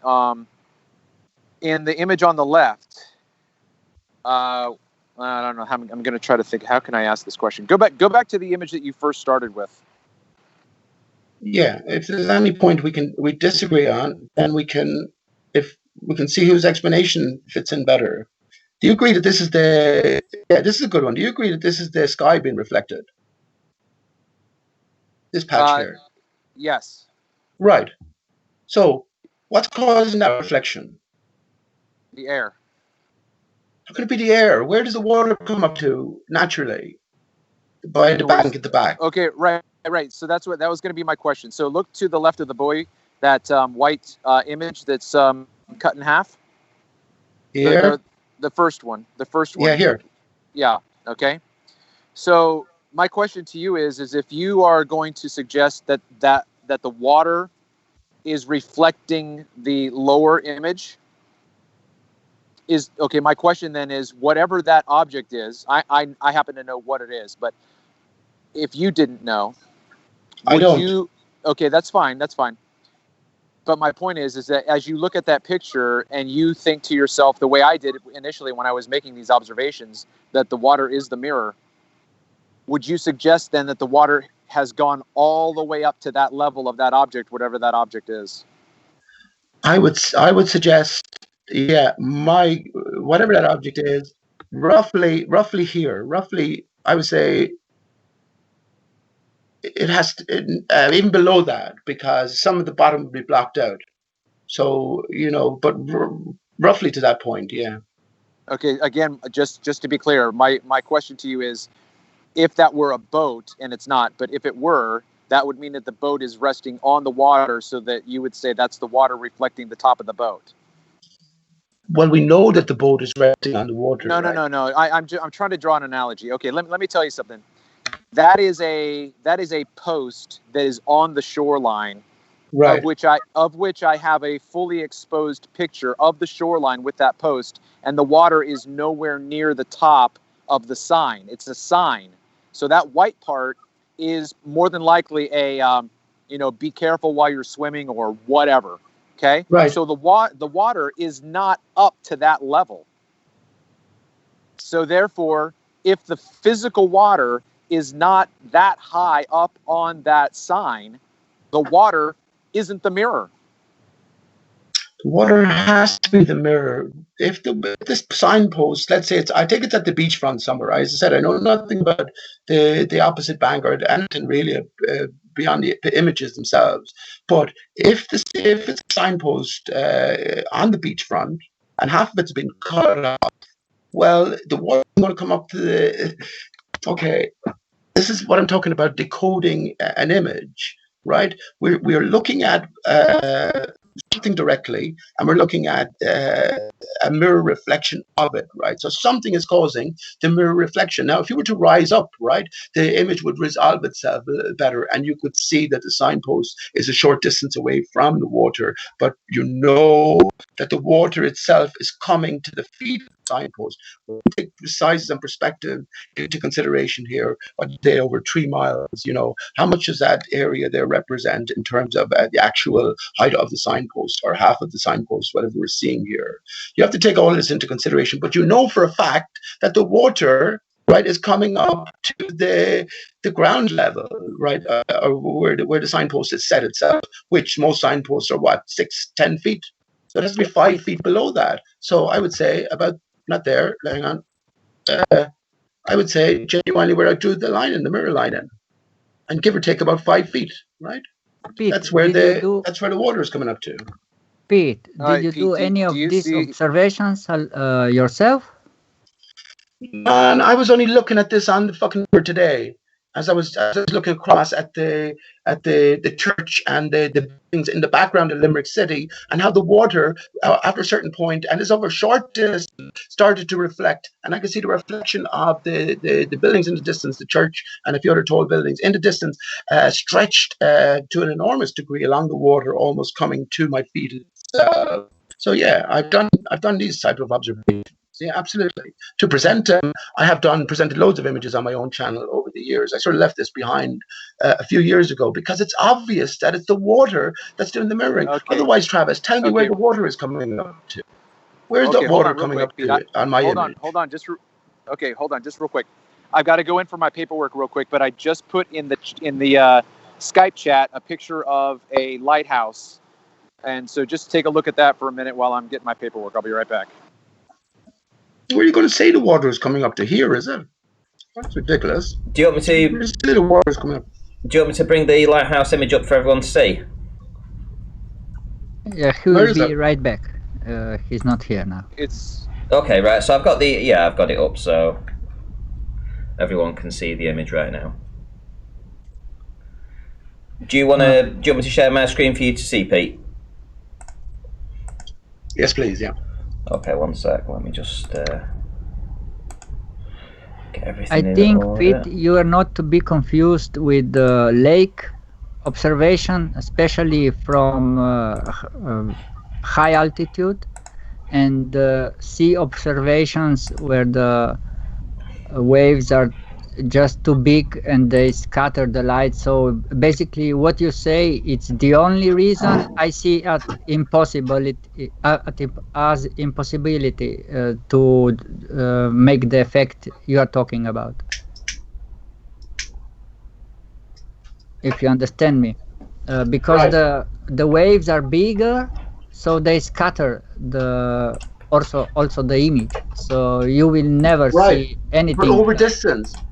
distance, right? These waves that seem big by your feet, the first 10 meters you look at, you say, okay, they look pretty. There's an alarm going off in the background, but they look, yeah, how, they look pretty disturbed here. You're not getting any mirroring or reflection. And of course, the water always reflects, right? Because this is how we get daylight, really. But yeah, when you're talking about looking over an extended span, remember that was taken away from us for years with the geometric horizon and the wall. Everything had to be gauged in terms of this fixed distance. Now we know we're looking over a much greater distance. And again, it's only over camera. We can't discern any of this with a naked eye. And these distances these sort of distances, I think, again, they need to be decoded, right? And we need to understand what sort of small tolerances we're working with.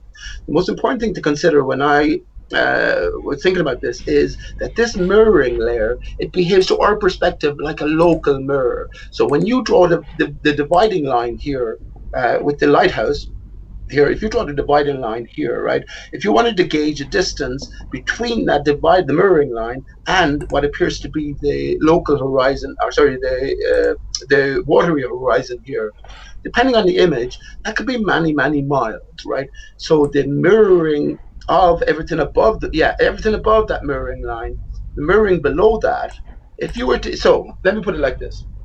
In real terms, right, the image itself, right? Excellent. Okay, yeah, right. So everything above that red line, if we go to the top of the lighthouse, that's direct viewing, direct imaging, and you know that the height of the lighthouse or whatever that portion of it is being reflected accurately in the image itself. Now, when we look at the reflected areas beneath it, that is not the case. From the mirroring line to where the horizon cuts off the White House, that might be a distance of, depending again, that could be a distance of 2 miles or 5 miles. When you talk about sunrise and sunset, I was going to show a couple of images to show you this mirroring layer. It could be tens of miles. It could be many, many miles. But to our perspective, this is how it appears. That's what I was saying about we're looking at just in town today, looking across the river. I know the sizes of the church in the background. I can see how much they're stretched in the water itself. And if you were to measure that reflection, it by far and away outdoes the actual dimension of the building I'm looking at. So I think this is what has to be gauged as true. Otherwise, Okay, I have a question then, Pete. So can it not be the water ranting? If this is the watered mirror layer, let me just put a line in here. So if it is the watered mirror layer, now I know that Travis has shown this image before, so I'm just going to sort of like put a little wave in there, and then I'm going to lift that up, right? Because essentially, on a very clear day, we can see down to there, shore to shore, right? So what's causing this in-between area? What's this in-between area? Right. How is that the watered mirror layer? If this is normally, the bottom line is where the horizon is on a very clear day, why suddenly, now, have we got this blockage here? Because if what you're saying is the case, that it's the reflection off the water, then essentially what you're saying is that there's Earth curve here. No. Not only that, but that's the lighthouse, and that's the lighthouse keeper's house in the background, and that is about 2,400 meters away from the shoreline. And you've got a mirror reflection all the way up to the door. So is the water flooding Havertide Grace? It's not the water, Pete. It's not the water. It has to be the water, man. You see that second horizontal line you drew in there, Ranty? You're not taking this true scale of this into account. And again, it's very sort of difficult when we're dealing with count. How far away is this picture taken from, Travis? 5.75. Let me ask you this question, Pete. Yeah, that's a massive distance. Can you make out any of this with your naked eye? No, you can see that the lighthouse is probably half the size of your pinky nail, or smaller if you look with your naked eye. But let me say this real quick though, Pete. I've got video over the morning where the image looks like this, and toward the later part of the morning, you can see the ground level in front of the lighthouse. Okay, so the water wasn't all the way up to the base of the lighthouse, and then it was low tide, and the water went away. Okay, this is a 100% purely refracted image, not a reflection. It's a refracted image of the lighthouse, and it's swallowed up everything from a certain vanishing point below.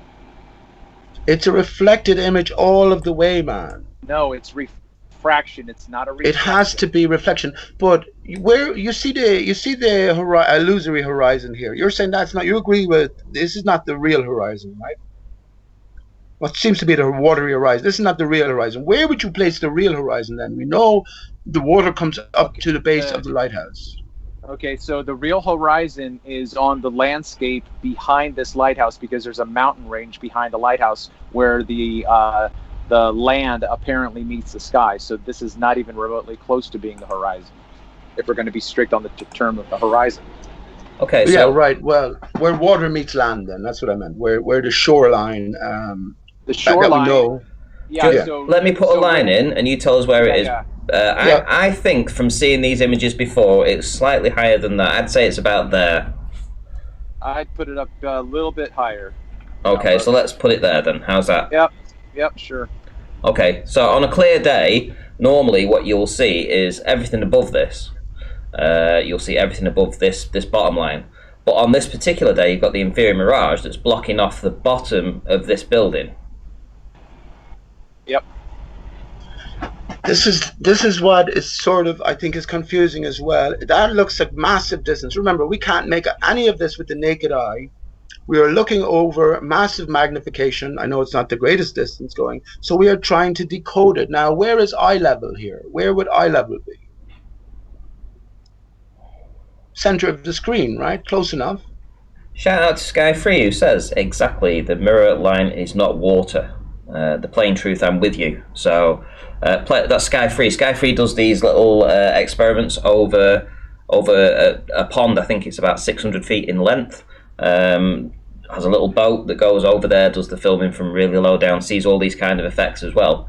So, you know, they get plenty of observations from that spot that shows these different and varying effects that you get.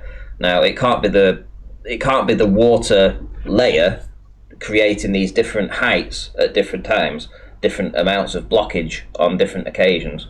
It has to be something else. And to be fair, it could be something as much like the humidity. It could be the build-up of the evaporation that creates another mirrored water layer higher up above the original water mirrored layer. Yeah, you know, so it's evaporation that creates this sort of like floating skin above the water that creates a secondary water layer that gives the reflection off of it. Well, over an extended span of what do we agree here that the horizon will rise to eye level? Well, my position is that the horizon that we see is always a result of, or the effect of, the aether band or refraction. So it's only what the conditions of the day are allowing us to see. We are not actually seeing all of the physical water. Yes. When we look, hold on. When I look out over the ocean 20 miles and I see the horizon, what I'm actually not able to discern, unless I have an object on the water at that distance, is that the sky is actually being miraged down so that it is creating the line that I consider to be the horizon.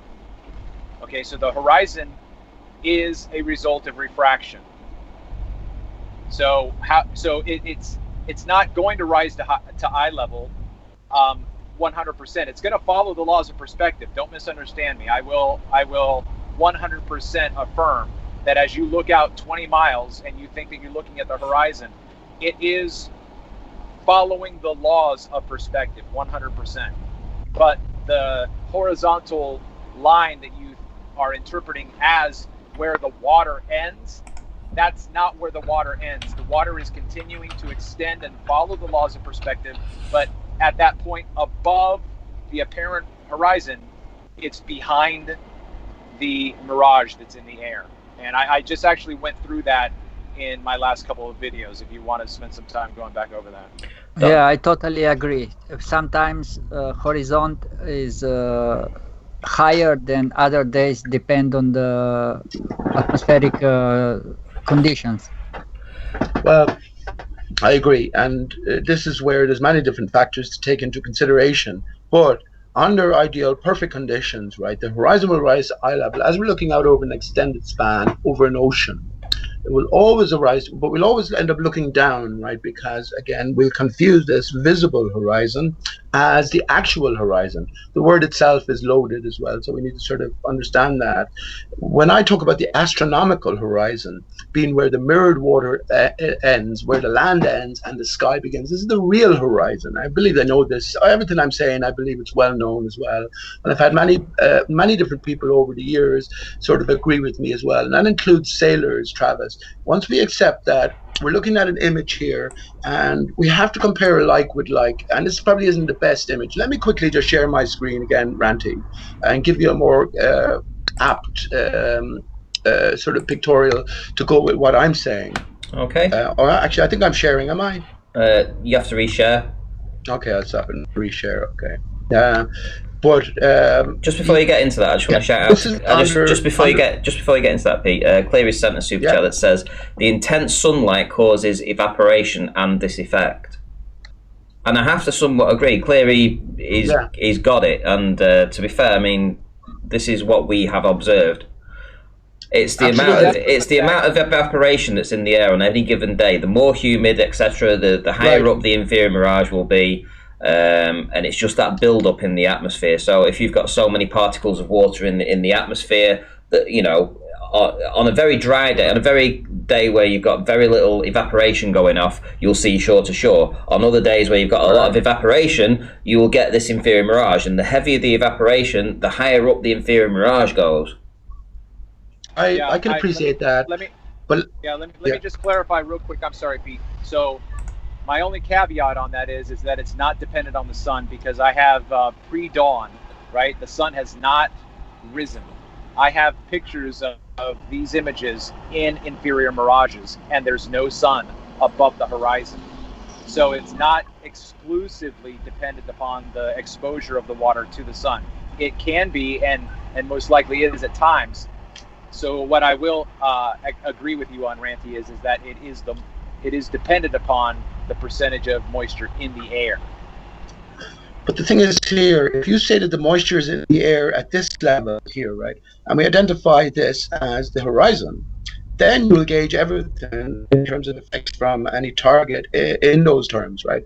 But if you understand that maybe this isn't the real horizon where the water ends and the sky begins, right? Maybe there's an illusion going on. This is where we're given back the extended span. Remember, Rumpus for years, and the shitbag denies it now. I mean, unbelievable that he denies it. If I showed him that image here, or if I showed him your image, Travis, the first thing he would ask is, well, what is the observer height? And then he'd calculate exactly how far it is to this visible horizon, geometric horizon here, and gauge any of the effects that we're seeing, anomalies, etc., in terms of that. And he denies doing that now. So it was a fixity.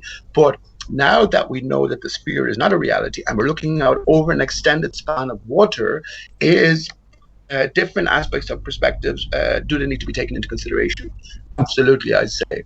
This is not the horizon. The horizon rises to eye level and it goes much further, goes up to here maybe, right? But if your explanation then is that the water vapor in the air right, is rising up and giving us these artificial effects, right, whether it be mirroring, stretching, etc., you would have to say or explain to me how that water vapor would distinguish itself from the backdrop, which, remember, it goes all the way up to eye level here, of water. How would it do that? It's water sort of sticking out from water, a watery backdrop. The only reason it could do that is if you say, well, no, there is no watery backdrop. This is the end here, where the water ends and the sky begins. I say no. Let me just bring up the next couple of images, because it shows you perfectly what's happening. Now we can identify the real horizon, right, by the mirror line, which goes all the way across the screen, right? Remember, here this line is taking up a certain percentage of the screen. In reality, you can't make out any of this shit with the naked eye. It's just a tiny, tiny fraction that we're trying to decode here, but it is real. So now we have where you're going to say the horizon is now. Hang on, let me just maximize that. Well, this is not the horizon. This is nothing to do with the real horizon, right?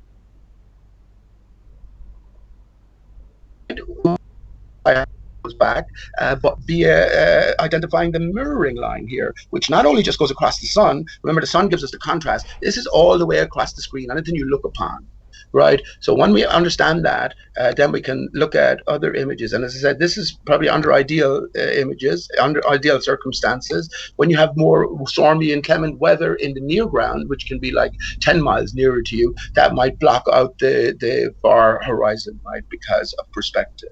But here again, we identify the true horizon by identifying the mirroring line, and it goes all the way across the screen. That's the astronomical horizon, by the way, Randy. And let me just say one thing, said it years ago as well. Pete, how silly is this? Pete, yeah. Can't just hear me? say, okay, I'll stop sharing. So no, you've stopped sharing already. I was going to say that you've already stopped sharing, so we're not getting any feed from you. I think. Am I? Yeah. I think you know, your bandwidth was too poor and it just auto shut you down. I think. Shit. Anyway, did you see the picture of the sun there? Did you see the picture of the sun I presented? Yes, we did. Yeah, we did, Pete. That's all. Let me just go one last call and just show you the last picture of the sun. I was just sure that's all it is, and hopefully that will do it. There you go again. So once we have the contrast in the backdrop over the extended span over water, right now we can identify this mirroring line, which is, again, this is the astronomical horizon, and this is where the sky begins and the mirrored layer literally ends. That's all it is. If you're going to say it's the water vapor in the air, then you're going to have to first of all identify the real horizon, not the illusory horizon, and then explain to me. Last thing, I'm done. Yeah, you just kind of broke up there, Pete. It's the backdrop of water, right? I think. Okay, I'm done now. Okay. Listen, shout out to Jaffa Cake for the cat super sticker. Thank you very much for that. And Cleary for the $2 super chat says, visible light gets refracted, infrared doesn't. Thank you both for supporting the show. Right, okay, so that's why the military know all this shit with all their equipment. They know all this shit from the moment they had the equipment. They knew they could do away with all the anomalies, all the reflecting, and see through it. Travis, what do you say about this? What do you say about this? About the sun observation that he made? Yeah. To be fair, let's keep it to the point at the end there where Pete was showing his sunset. Well, I think I sent you 2 shots that I took off the California coast, and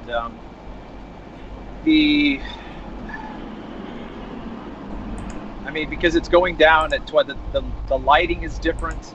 I don't think it's as clear to make those kinds of declarations. I haven't analyzed sunsets as meticulously as one might like.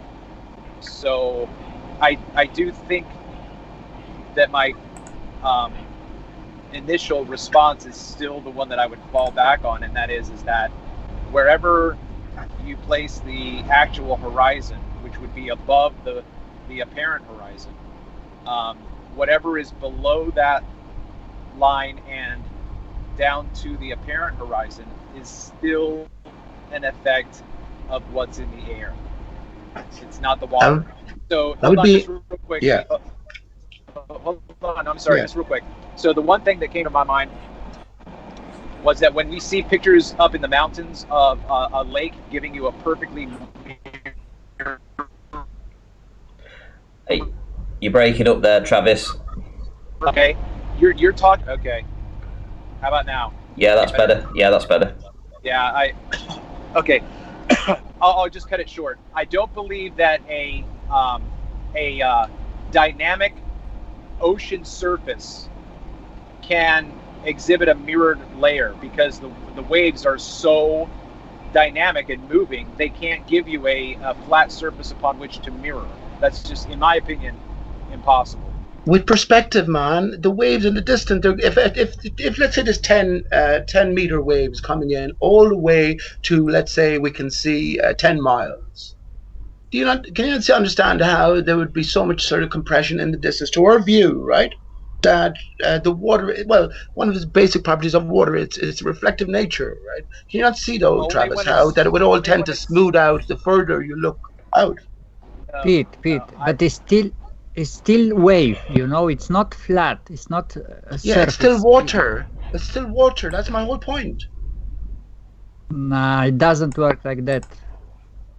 Well, give me another example where where the air mirrors. That you've seen the air to mirror perfectly, almost as if it's water. On normal circumstances, I'm not talking about like desert, and desert photographs are always I can Quick shout out to Good Servant for the $1.04 super chat. Thank you very much. no, but you put all the mirroring you see down to the air, right, and not. Oh, and by the way, Good Servant is ace. If you haven't actually subscribed to his channel, go and subscribe, listen in. He does these live streams too, and he gets some guests on as well. So excellent channel there. Nice one, Good Servant. Air to mirror perfectly. Pete, shout Yeah, out to Dr. John D. He made a lot of videos about yeah. this. So you can look, educate yourself, and you will see that is the air doing the trick, not the water. Dr. John D. Right, but can okay. you give So me any okay, instances Pete, off the top of your head, right hold on. here, right now? What is it, Joshe? Is that Yoti, yes. Jose? Can you give me any instances of air doing the reflecting? In your own experience, especially when there's water present as well. It should be the first to jump to sort of suspicion, right? Maybe it's the water that doesn't reflect it. But of course, we couldn't entertain that before because every time you looked out at eye level over the ocean, it's the hilarious thing about the ball earthers. They'll have to swear to you over a calm, open ocean at sunrise or sunset at 6 foot observer height that sun is appearing from a wall of water 3 miles away from your perspective. How ridiculous and nonsense is that? But the point is there, they took away the extended span. Now that we have the extended span back, well, how far does the water actually go? And is it because we can't see it, right? And that it's not there? Or is it because, we can see it, but it's emanating in a different way? Be the Okay, first protocol as a let me suspicion. jump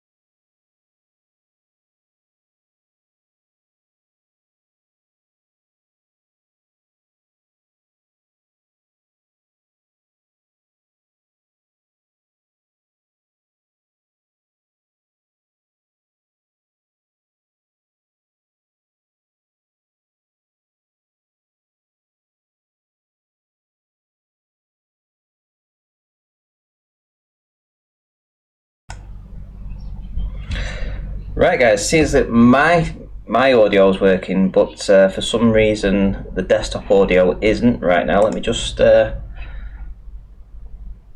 rejoin the call, perhaps, or restart Skype. One sec.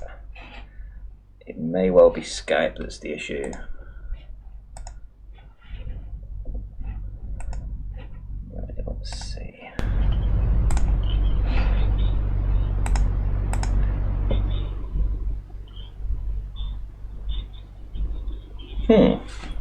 That's odd.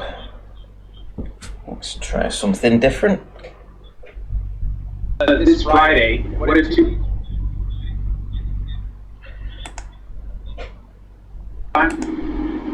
Yeah, that sounds okay, huh?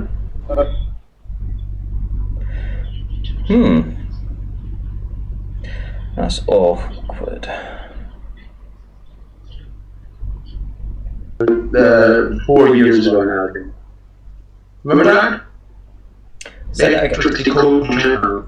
I think he took down his channel in the meantime. But I'm not sure if you remember that. But he was one of with his early phenomena of two sort of boats in the distance moving, right? And one was a ghost boat. One seemed to sort of go work its way through another boat. But in those days, well, as Rumpus said last time, I don't know why he would say that no one else is considering the water to be mirroring, or it's water rising all the way to the eye level over an extended span, so it will behave differently in the far distance as it's compressed and tends to reflect more just because of its nature in the sunlight. But yeah, I consider that way back then, Travis, and to be honest with you, it sort of left it behind in a big sense. But I do say that in order to understand, well, I think what's going on above, I'm just speaking from my own point of view, my own progress, if you want to put it like that. It was the mirrored water layer below over an extended span, which led me to think in terms of a mirror sky, right? And ultimately a singular earthbound source to all of the skylights. So I think it is important, but for me, I haven't really dwelled on it for so long. As you can see by the basic nature of my presentation there, just drawing a few lines. Let me just say to Jokey, in regards to making observations, sure it would help, but I do have eyes and I have certainly made certain observations myself, you know what I mean? Okay, right, guys, listen, I've got an issue with the audio.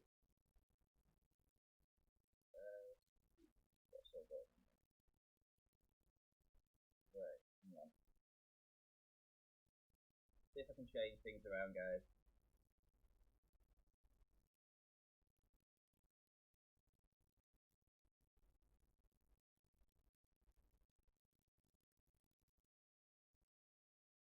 Yeah.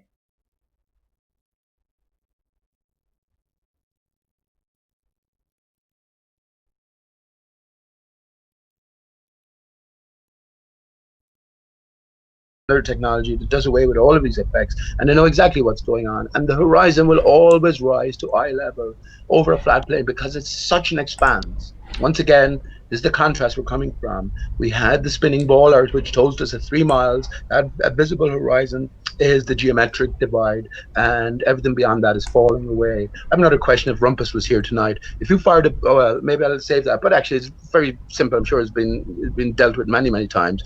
If you fired a missile up directly above, let's say you have a uniform cloud layer, let's say a mile above, right, a spherical Earth.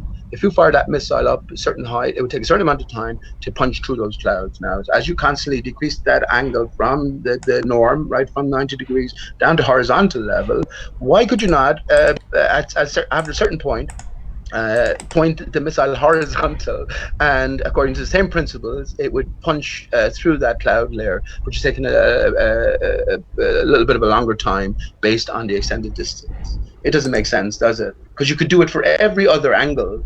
You could do it for every other angle except, well, absolute horizontal. It doesn't make any sense at all. But,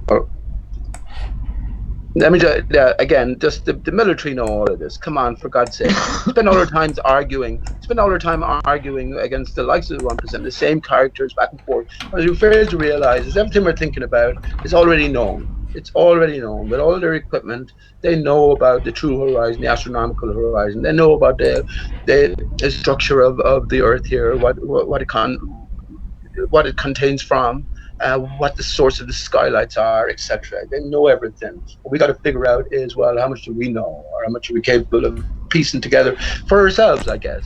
If you're interested in this question, you can't just stop on flat Earth, right? Because that defeats the purpose. Then you're just left with a blank slate, and all you know is what is a lie, right? You're not progressing towards your own truth. Can that be known? Well, you decide. We see because of water, that's what I reckon. We see because of water vapor in the air, the sun comes around, the great agitator, as water particulation everywhere. And this is where, I'll just say as well, the opposite of empty space for me is cold waters, cold heavy waters, saline waters beyond, and we have an energized barrier which disassociates the saline waters into water and salt particulate. Clouds are not just water particulate. I think there's salt particulate. This is why Randy associated with chemtrails. We have barium and lithium salts, cloud seeding, right? So they absorb the water vapor. When they saturate, then you have the downpour, which we had plenty of in the last few days, plenty of thunder and lightning as well. We'll also say, why do the clouds, why are they formless at the bottom? It's a question more for ballers, right? But I understand why they are. I think I do anyway, because of the prevailing force from above, right, which is associated with this force which separates Earth realm from the waters beyond. So it's an energized barrier. But yeah, look for the cloud patterns in your local sky. This is what keeps the clouds in place. And sometimes millions of tons of water, as we're told. Well, it's cymatics, right? Frequency. Rumpus You turned off the ether. We're all dead now. There's no vibration. You're just making stuff up again, eh, Pete? That's all you. I'm not making stuff up, Rumpus. You are. You've no basis for any of the things you just said. None whatsoever. You just made it all up. What's your basis for so we don't care. We don't care for what you say, Pete, because you just make stuff up. You've no scientific basis for anything you've just said. You'll deny chemtrails, right? Yes. Yeah. Don't so if you say deny we chemtrails, either. you're automatically I going don't, against except what the majority say, of people. Don't add us into that. Yeah. Sorry, Paige, I didn't hear you, or whoever that was. Yeah, but let me just say. I said, don't say I don't agree with you, but don't say we don't, because we is all of us, and I don't want you putting me science. into your. Okay. Science does not. Don't say science. Say you. Say I. No, I'm relaying because you're science. the only one that can speak for yourself. I'm relaying science to Pete here. Are you a part of the body of science, Rumpus? Correct. You're a part of the body of science that have you as the anus, right? The rumpus. Well, at least I'm in there, Pete. Whereas you just making stuff up. Your poor deranged. I'm not making stuff up, but hang on. I'm not making stuff up, but you're going to deny that there is a deliberate sort of spraying program, right? Correct. First of all. And that's going to go against pretty much everyone here. Randy himself has loads of images captured. You deny they're spraying when they've said they are. There's literally been mainstream articles telling us what they're spraying and where. Oh my God. Far out. I didn't realise you were that dense, Rumpus. Wow. Sorry. The point being, Rumpus, that's what I'm saying. The point being that with these chemtrails, if you look into it, I'm sure you know that barium and lithium salts are associated with the trailing, whether you believe it or not. No, they're not. This is part of the story. Yes, they are. No, and silver iodide as well is another one. They said they need to spray the skies to stop the sun because there's all this fucking stupid global warming shit that they go on about. Oh, we need to block the sun. So we're going to spray strontium and barium and aluminum into the sky. Yes, Rumpus. Mainstream You're just making it up.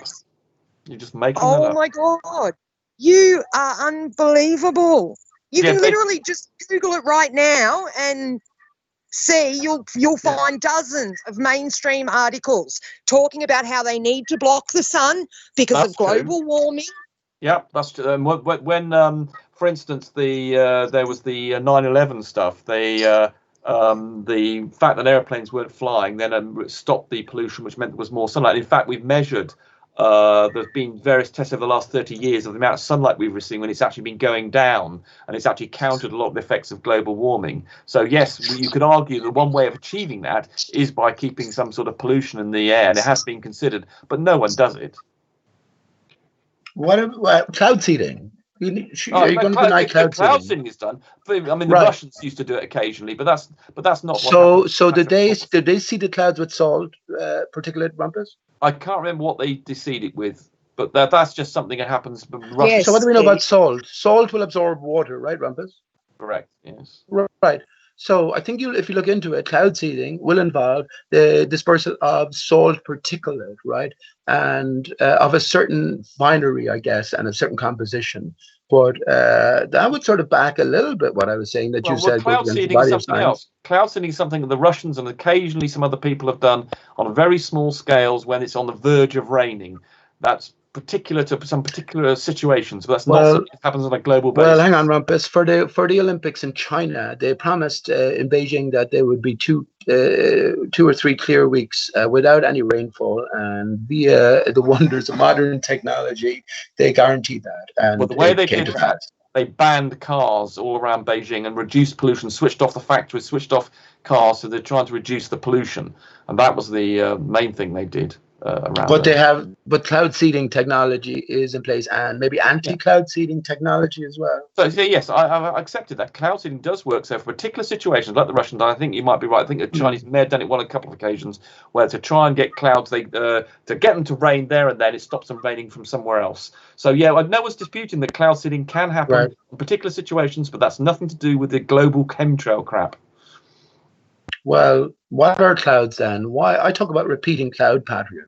Do you think that's all nonsense? Are they all random, chaotic?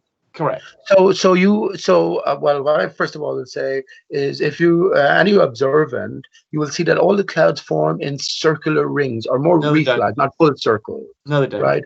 Well, you're just making that up. Have you? I'm not making this up, right? But you haven't observed that yourself. Have you ever thought along those lines? So you've heard me say it many, many times. Have you ever seen it yourself? No, I ignore you because you're an idiot, a deluded idiot. Why should I? Everything you say is wrong. So why should I take any notice of anything you say? Well, who are you? You don't have to take notice of anything, I guess. Just to be an asshole. Have you anything to learn, though, Rumpus? Could you learn something? Pete is a delusional chap. Well, why bother? If you think he's that deluded, why even bother? Why not just ignore him? I do. Is that racism? Is that racism? Is it because I'm Irish? Him and Lemonbird are the two people. Yeah, him and Lemonbird are the two nutters that are just not worth engaging with at all. So I do. You are engaging with him. Well, I know. I came on here because apparently there was some sort of mega. Hypocrite. Well, I didn't intentionally wish to engage with him, but there was some sort of super challenge, super picture. No, you do things unintentionally all the time, don't you? You just didn't think about it. You just joined by accident. No, there's some challenge. You absolute loony bin. There's some challenge or something that's being put to me, and so I just thought some image supposedly Plain Truth has got that Pete said that Plain Truth had some sort of major picture that was invalidated. I don't know what the point was. There's some sort of invalidation of the globe or something. So I was just responding to that. But I mean, Pete is a nutter. So along with that. So yeah. I mean, I don't want personal opinions. This isn't about personal opinions. So and you just. But that's all Pete you have. But that's all Pichot's got. He's got no evidence. He's never presented. He's never presented any science. He's never presented any science, any logic, or anything. So I don't know. And neither of you right now. All you've done is give your personal opinion. No, I haven't. I've related. And let me just say this, Rumpus, have you seen Shills versus Shills' latest, one of his latest videos anyway, regarding my Milky Way on the moon find? It did his own personal sort of match. He rated it as near 100% match. Milky Way on the moon. That was awesome. That's fantastic, isn't it? I say that find killed all astrophysics page because it told us we're dealing with a reflective sky, right? A reflection of a source. I was quite stunned by that, how he put it up there and he's just showing how it matches identically. I'm just like, okay, well done. Yeah. That's going to cause a stir. Sounds like gibberish. Yeah. Shills versus Shills, you say, he's got some amazing. Okay, perhaps I'll have a quick look at it. No. It's not. It's not that he is some. He just. I've been talking about the Milky Way on the moon find for years, and you were just saying your usual spiel is my imagination. This nutter is not worth listening to. Correct. Well, Shills versus Shills did his own comparison, and he rates it as near 100% match, Rumpel. Well, he's a nutter as well, isn't he? Shills versus Shills. He's just using Photoshop, man. Is Photoshop a nutter? Is it? Well, hold on. Shills versus Shills a nutcase, isn't he? Yeah, but if I don't know who he is, I have no correspondence with him. he's not putting a personal opinion. He's just using a picture, overlaying it on another picture and blink testing it to show you what it looks like. It's got nothing to do with how he personally feels. Well, this is just paralogia. I mean, things look like other things. We know that. Paralogia. Pareidolia, you mean? Is it pareidolia? I can't remember. Yeah. Things look like other things. So what? It could You be, see- Rumpus. You can see faces in clouds. Does that mean to say there are faces in clouds? It No. could be, but it could be pareidolia, but it could be something else. I've given it a greater context as well, right? So It's a if mirror you're- sky. if We have a you're- if reflection you're of one like singular it's going source. to just assume that it's one thing and not even look into it. If you really loved science, you would want to make sure that that is it what it looks like, or is it something else? Is it pareidolia, or does it actually look like that because it's that? There are people and institutions that spend millions of pounds looking at what's going on in the sky and in space, and they have not thought that these things exist, therefore they don't. Whereas Pete's just got his imagination. So What if I'm right, somebody Rumpus? has You're not right. come You're up with always something wrong. for the You're first always, time. always wrong. Always. Without exception. That's a bit of projection there, Rumpus. Well, I'm always right. That's not projection at all. No, we know for a fact you're not. I am. Every single thing I've said has been correct, and I've relayed to you just normal mainstream science. The result of the body of human knowledge over the last thousands of years in universities and science, and all these people, hundreds of institutions, thousands of institutions, millions of people are working, spending their careers learning stuff, and I'm just simply relaying it to you, but you just ignore it. And you much Rumpus, prefer you know who started it all? You much prefer your opinion rather than actually. But hang on, do you know who started it all, Rumpus? What started what all?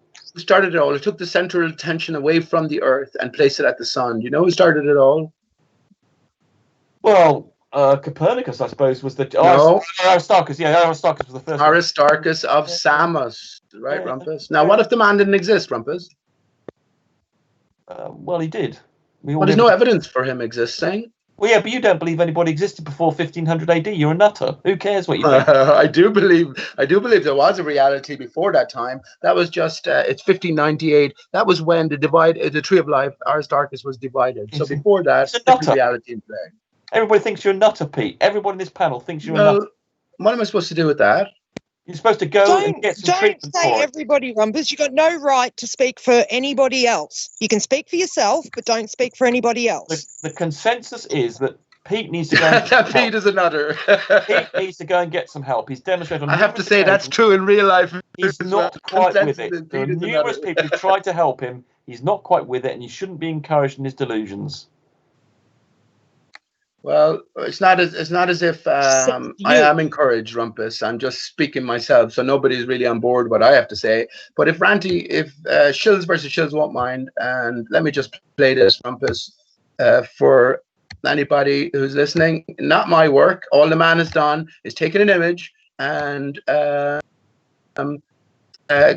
taken two images. So hopefully we're on screen here, and we'll just go full screen. So what happened to these pictures, Pete, that you claimed were somehow revolutionary? I presented them earlier on, Rumpus. Okay, that's not these then. This is something else. Oh yeah, this is just. Let me just go back to the start here. I can. Yeah. So what he's done is taken an image of the moon, image of the Milky Way, which is what I did a couple of years ago, and just overlaid them, and just did his own sort of comparison. Yeah, well, I could probably take a. Yeah, okay. Well, I could probably take a picture of a cloud or something else, or a bit of soil or something I've seen, and I'll be able to match it against some bit of the moon if I tried. If you've got a large enough domain, you've got enough variation, you can always find one thing or another. For instance, they found mention of Princess Diana in the Hebrew text. If you arrange the way you rearrange the letters, if you're not prepared to fix it and say I'm prepared to accept anything that comes out of anything you do, you'll be able to match anything against anything if you have a sufficiently complex image. So yeah, right. Any wiggly shape you'll be able to match against some bit of the moon or something. Or if you decide to pick another arbitrary, if you've got a big enough arbitrary shape to begin with, and you've got a big enough arbitrary shape to match it against, you will be able to find a match if they're sort of similarly random noisy thing. I mean, you'll be able to match lampposts against other lampposts, stars against other stars, stars against something I don't know you found in your bathroom. You probably have to, for instance, the things like the sun. The surface of the sun looks a bit like cracks in a soil. Imagine I saw. Hang on, Rumpus. Imagine I saw a picture of you. Imagine I saw a picture of you before I saw you, and then I saw you, And I said, hang on, that looks familiar. I said, what's a picture of Rumpus doing here? That's impossible to help. I'm in Limerick. I took a picture of a guy or whatever. There's a picture of going here. Now, if I decide to make a comparison between the two, at what point could I come along and say, well, this is beyond all of this randomness or all of this unreasonable sort of, on the surface, how it seems anyway. And I have to say that there's a direct connection between these two. At what point would I make that call? Well, you're saying, well, if something really unlikely happened, how amazing that would be. Yes, in your entire life, they claim, I think, that something like two events in your life will be a 1 in a million chance, but you won't know what that million would be, whether or not you meet your next door neighbour at the Antarctic, or whether or not you win the lottery. There's always something, but if you don't define it, whereas if you declared before you ever saw me, I'm going to meet someone called Rumpus and he's going to look like this, that would be worth taking note of. But these random events where you can have a huge domain of possible things that could happen, you will have 2 or 3 amazing events in your life which are incredibly unlikely just by the laws of randomness. So therefore you shouldn't look at them. Well, that makes no sense. Well, you've decided, you've decided what is random. You have decided what is chaotic. Or what is structured in order. You've decided what the distinction is. Right?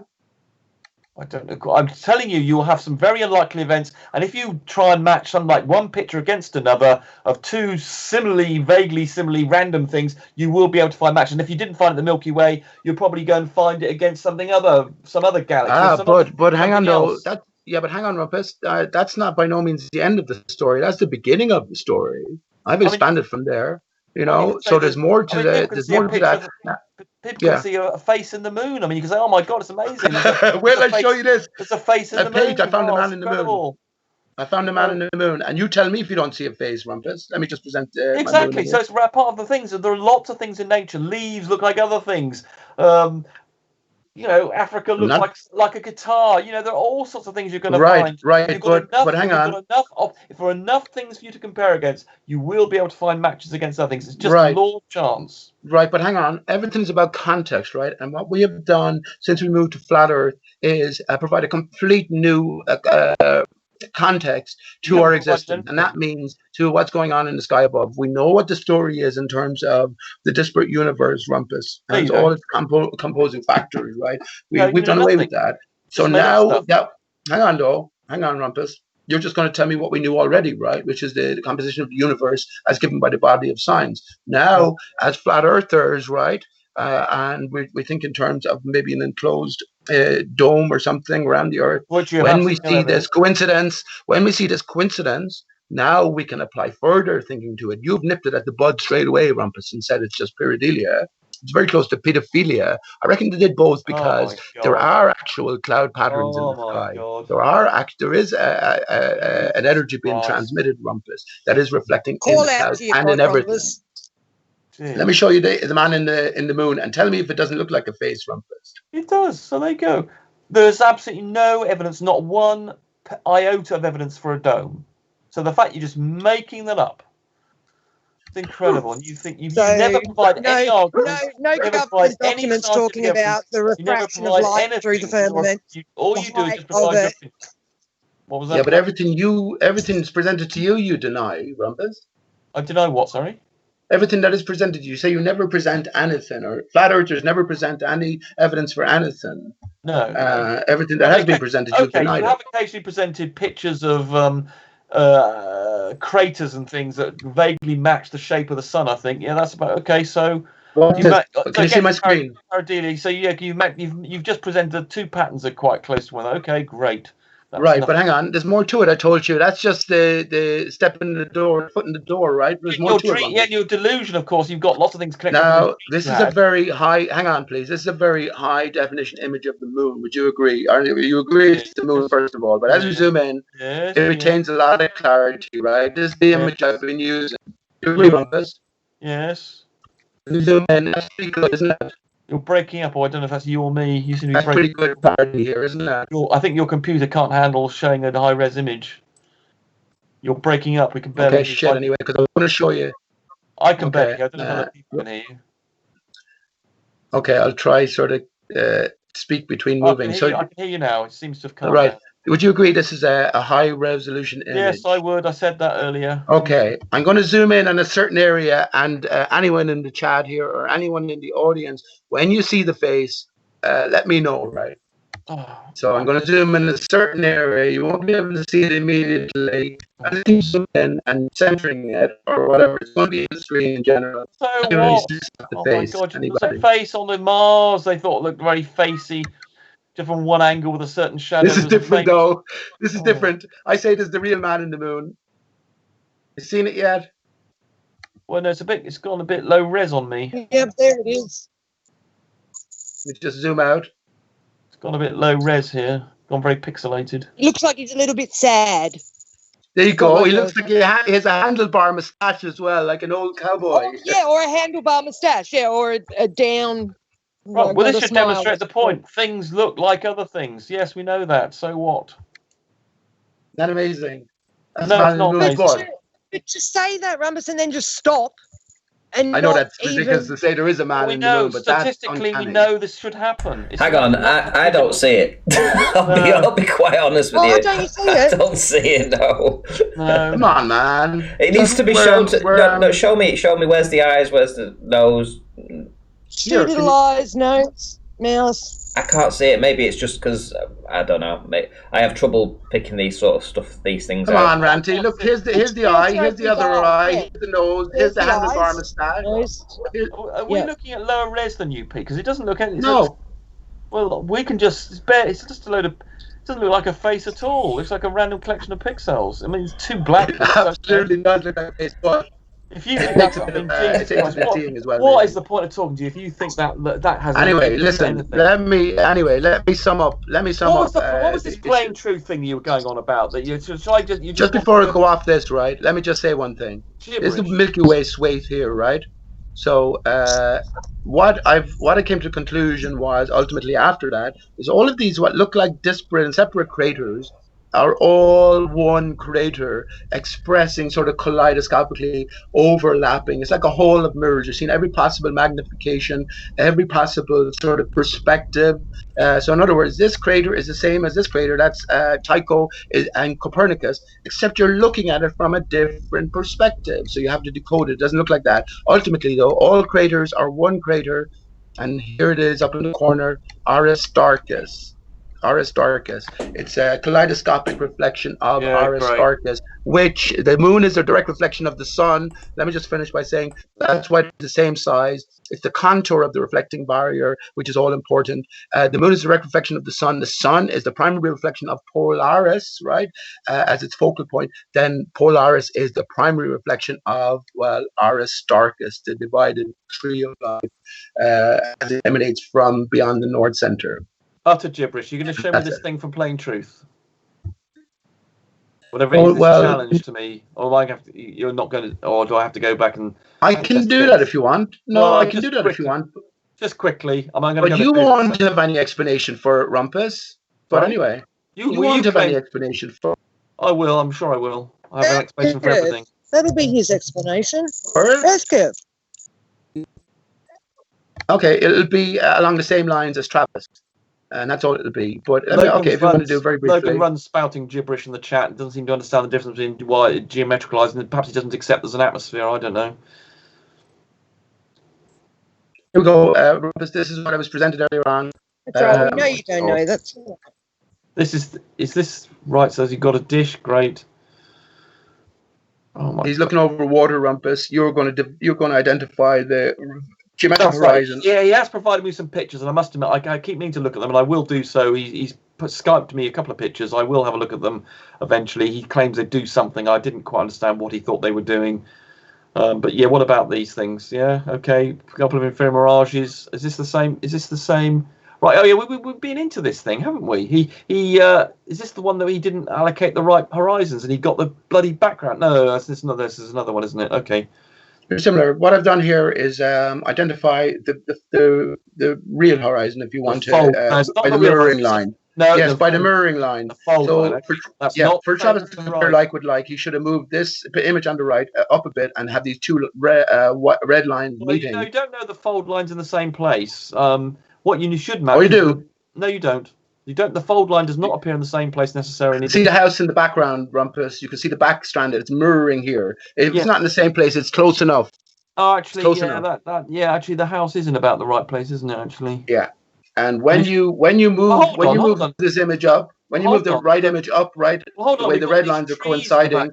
Hold on, we got all these extra trees in the background. There can't be the. There's a small bit of parallax, Rumpus. It's taken from perhaps 10 or 15 feet in a different position. Right. Jesus Christ. Everything, Rumpus. What is the point? This stupid prat. For an atheist, he calls out to God and Jesus a lot. I mean, honestly, he gives us two pictures of him taken from different spots and then says they compare. They're not in different spots. Well, they're pretty much the same. Said they are. Let's just hang on, Rumpus. I said there's maybe 10 or 15 feet difference from his actual spot. Big difference to where the trees are. Rumpus, what's going on beneath the red line here, right? Which is the same as the red line here. That's identified because the house is here, right? The little tree is next to it. But what's going on here with everything above the red line, right, being mirrored below the red line and between the red line and this horizon line here, Rumpus? What's going on? I'd have to go away and look at this for a few minutes. It's so blurred, and I need to line these up properly. All right, I've just done that. I've done that, and what we see is horizon moves. You twat. So the thing, the black thing is that you've misaligned it because the black thing, the mast, whatever it is, the buoy, is clearly the thing. Oh my God, you've misaligned it. I said I meant to say I did it earlier on. You're right. You did it earlier on. Okay, you're saying these are misaligned. You're sorry. Okay, take that back. Yeah. So what we find when we align both red lines here is that the horizon. Apparent visible horizon or the illusory horizon appears to move, and my explanation for that was the water conditions. The mirroring starts a lot earlier here, and that's why everything above the red line is mirrored beneath it. Right? All of these trees in the background are mirrored beneath it. Align these things properly instead of using the idiotic plain truth alignment. We need to align this properly. This is ridiculous. I've done it already. Well, not on the screen. Not on screen, has it? I done it earlier on. I didn't want to. Well, okay, well, it's not on screen. And also, it's bloody blurry. The one on the left is incredibly blurry. I don't know whether he's giving us. It doesn't matter. It does matter. It doesn't matter. You can't make out what the hell's going on. I don't know why the plane tree seems to specialise in extra blurriness. I mean, of all the people who provide, at least the Black Swan guy, the BLSM, what's his face. The videos he provides are really quite clear, and they provides good images. And then bloody Plain Truth takes an image of the same thing, and I don't know, from a different beach, which has therefore got more pollution or something. And then he does this as well. It's just so blurry, the images here. There it is. There's a line. You can't make out the building really. No, there's a line. Just look at this image here on the left, and this one here. Now it's aligned. Now we have the red lines aligned. Because look where the mast is. You can see the black part of the mast on the right hand side should line up with the mast on the left hand side, and it doesn't. You haven't got that right. No. What we're lining up is the backdrop here, the bank at the back. Well, that's these two red lines, and just after this image here, and just after aligning with this here. So that red line is just not drawn. That's valid. I think the thing that you can. Well, it's very. Oh, is it just impossible? Well, no. It's good, Rumpus. It's bloody good. The only thing that we can see. What do you mean it's good? It's absolutely crap. Listen to me. We can see that the horizon. Hang on. We can hang on, Rumpus. We can see that the. See where the hold on. This black blob in the middle here. That's the only. Boy, sorry, yeah, the boy there. That's the thing that should be aligned in both pictures if you want to align it, and you haven't. No, because you see the horizon is moving. When the water starts to mirror, is a lot sooner here than it is in this image, and that's why we have more image. That's what. Hang on, Rumpus. Hang on, please. That's why we have more mirroring. Right. Let me answer, please. Okay. Here's the other problem. These images are not taken with the same zoom value. There's the other problem we've got here. I'm not taking the same time of day under the same circumstances. The utter mess, this picture. He's got. But there is a fixity here, Rumpus, and that's why. We had an argument with him the other day. You can clearly see these are taken with different zoom levels, and he claims he didn't, but he clearly has from the visual evidence and from the fact that trees are tall. Yeah, it's a complete mess. The guy's cocked it up really well. He's got two pictures taken with two different zoom levels, and we're trying to compare them as though they're the same. Completely ridiculous. Oh, if that's your argument, then this is just a waste of time. So if they are the same zoom They're level, not, you can what see would they're you not. The say trees then? at the back But are what not if the they same are? place. The boy's not the same size. You can see it's a bigger thing in the right-hand picture. The trees are higher. The tree bits are bigger. It's completely a different zoom level. Oh, God. But hang on, that's only because I am manipulating the zoom level here in one Oh, sense. I can. No, that's a close enough match, Rumpus. You don't have to have it exact. Hang on, please. Hold on, not your bit. The bit on the left-hand side, you can clearly see that the boy and the trees are bigger on the left-hand picture than they are on the right. The guy has given you two different zoom levels for something. No, So it's a complete listen. waste of time. Whatever you've got Hang on, here, Rumpus. Don't embarrass More yourself. water Never. in the Hang air on, would Rumpus. magnify what you see, Hang make on, everything bigger.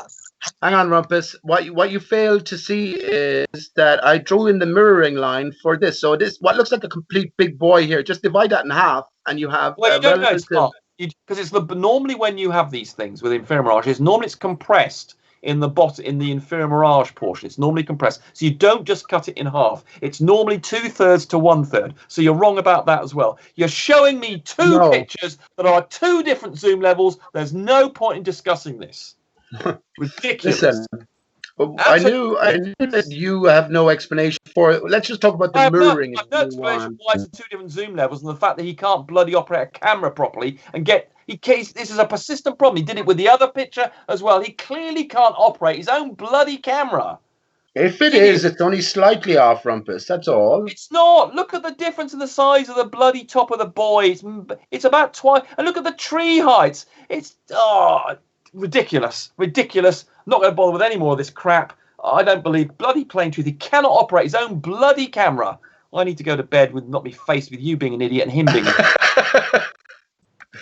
Well, I said we went through this earlier on, and this wasn't really for you anyway. But you can't.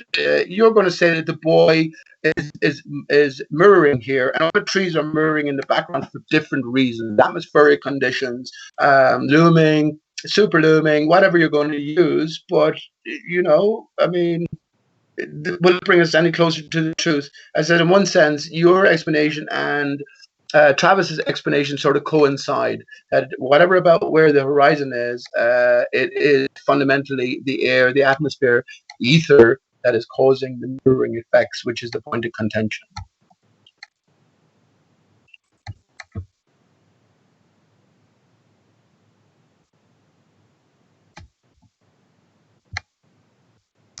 He left.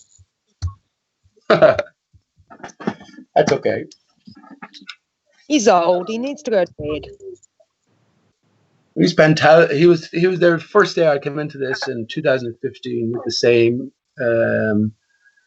Maybe 2016 actually, when I created a YouTube channel with this exact same spiel. You know that picture he shows you with the lighthouse sticking out from a baller? He does it every time. But Rumpus is so much invested in all of this as well. Outside of the fact that he's paid to be in here, he's a paid agent of deception. He has to be. He spent thousands of hours having the same arguments against countless new flat earthers on the scene, which all of them have, right? But he might not even be a paid agent, though, Pete. Fear does strange things to people, and to have to admit that there might be something wrong with the globe.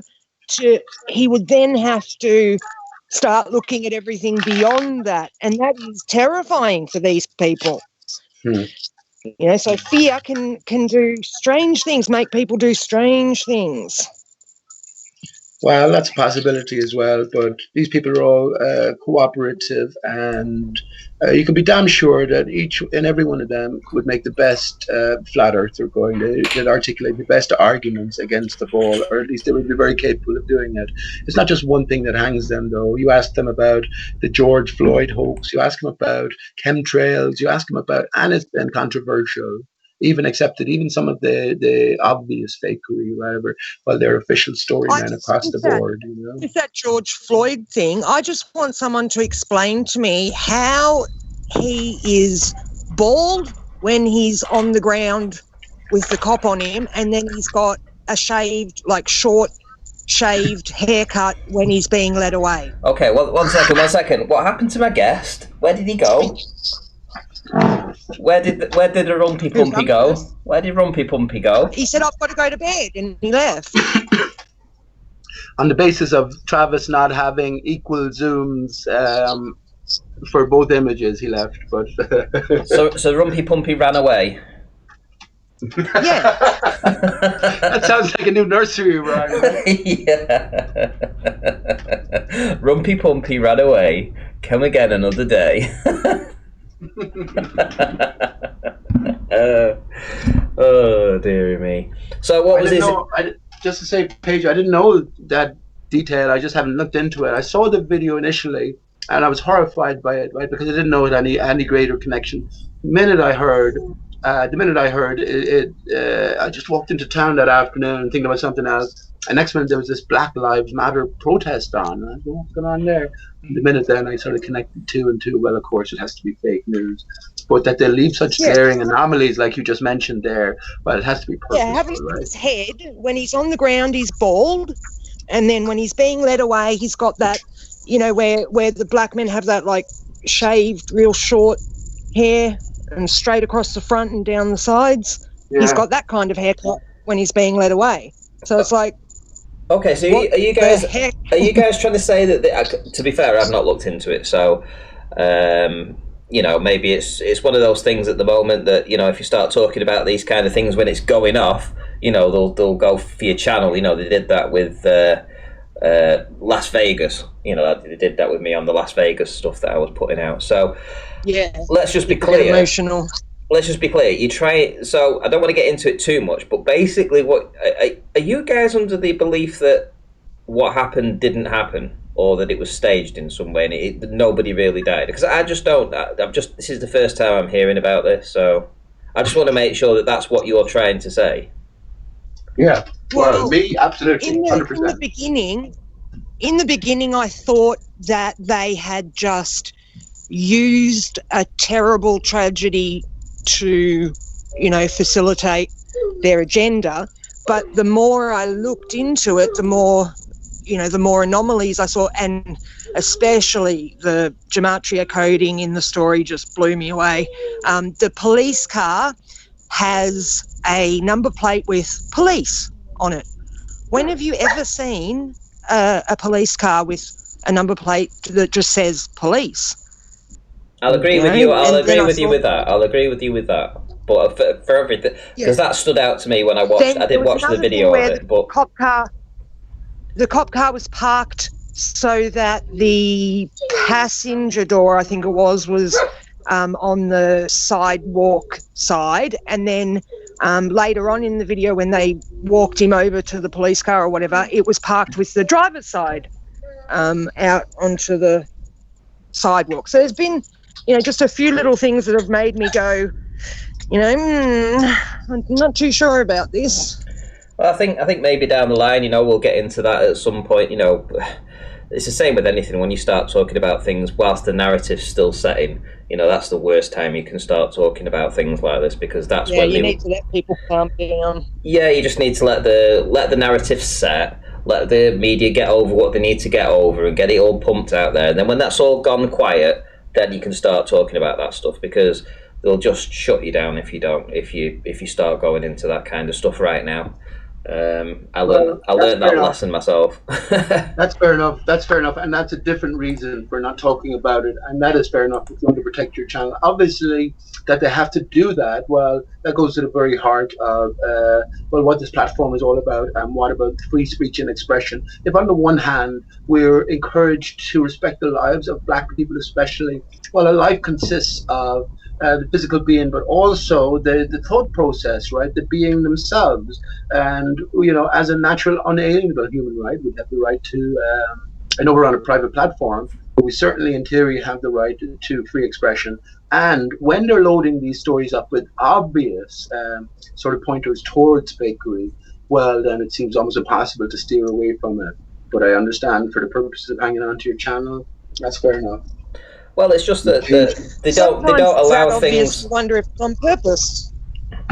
They just won't allow you to talk about things whilst a narrative's being set. That's the thing. So they've got to whatever their agenda is, they've got to wear it out first before you can start saying, "Hey, we've got an issue with this." Well, then it becomes solidified as the truth, and everything is sort of argued in relation to that solidified position. Do you understand? And you could spend that's much, why they much, don't want you much talking time. about it while it's starting, because they need to solidify their position. They want only their voice to be heard in the beginning, so it gets put in everybody's head. Everyone gets programmed with their agenda, what they want you to think about this, and then, once it's all settled down, they let you start talking about it, because by then it's too late.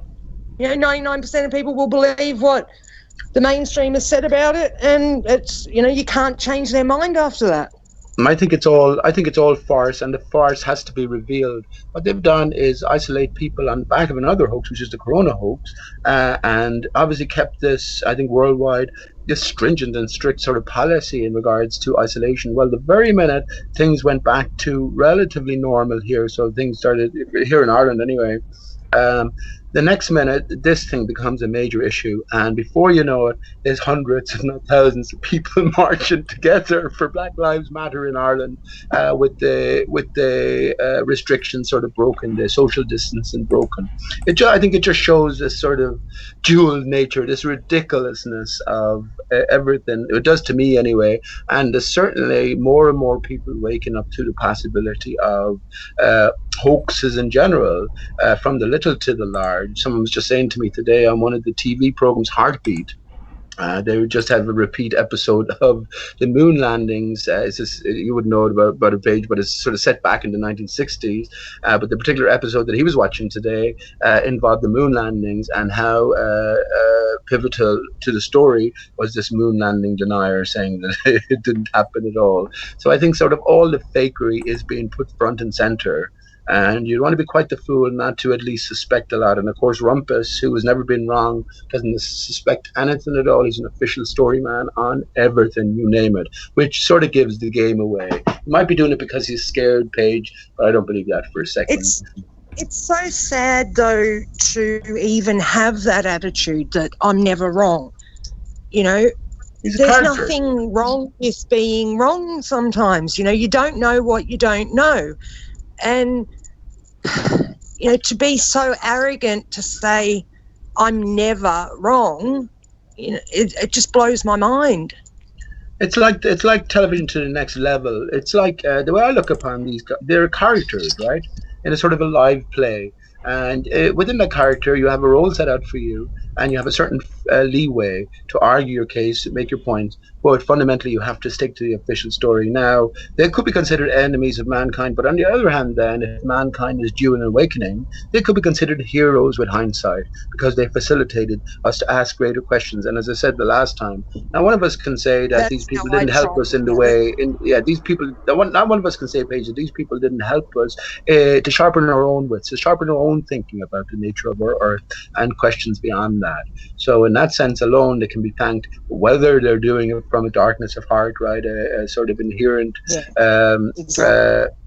whatever their ultimate motivations are. It could be many things. For me, because they are cooperative, because they sing from the same hymn sheet, because we live in an artificial world anyway, which has to be shattered, I see them as actors on the stage playing their role in this, the greatest of theatre.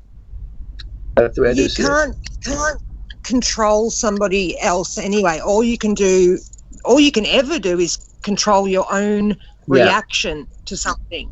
So, no matter the reason these people do it, at the end of the day, it's no good for you to stew over, whether they're doing it for bad reasons or whether they know what they're doing or whether they're getting paid or whatever, because that just puts, horrible thoughts and feelings into your head.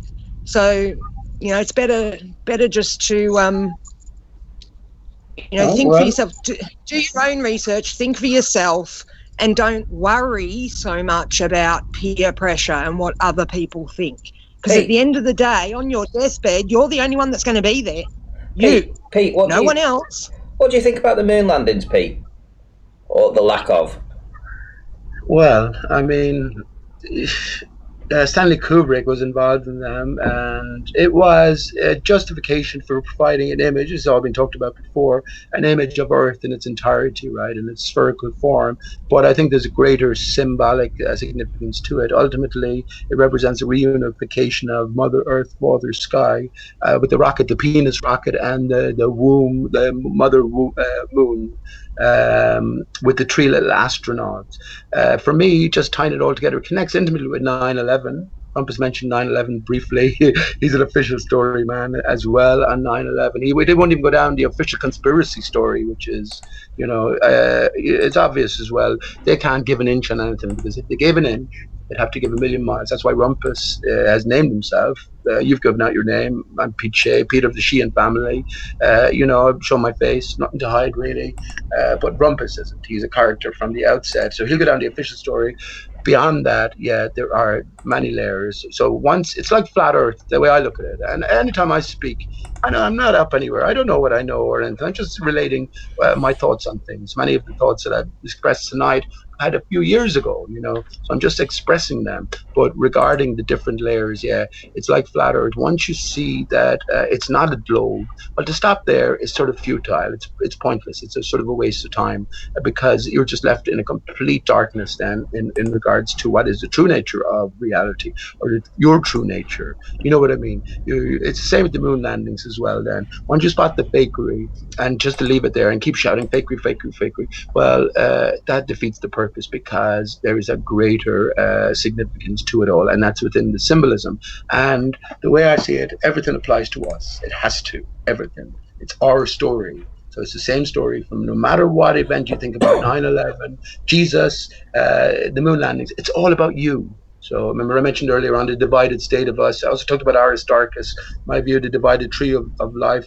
The earth is in a state of repair as we are ourselves. So we're actually changing and getting back to true form. That's what I think, and that's my honest point of view. And it's just so part of this greater game or greater theater we call life, right? And none of us can deny anyway, we're in sort of exceptional times, unprecedented times.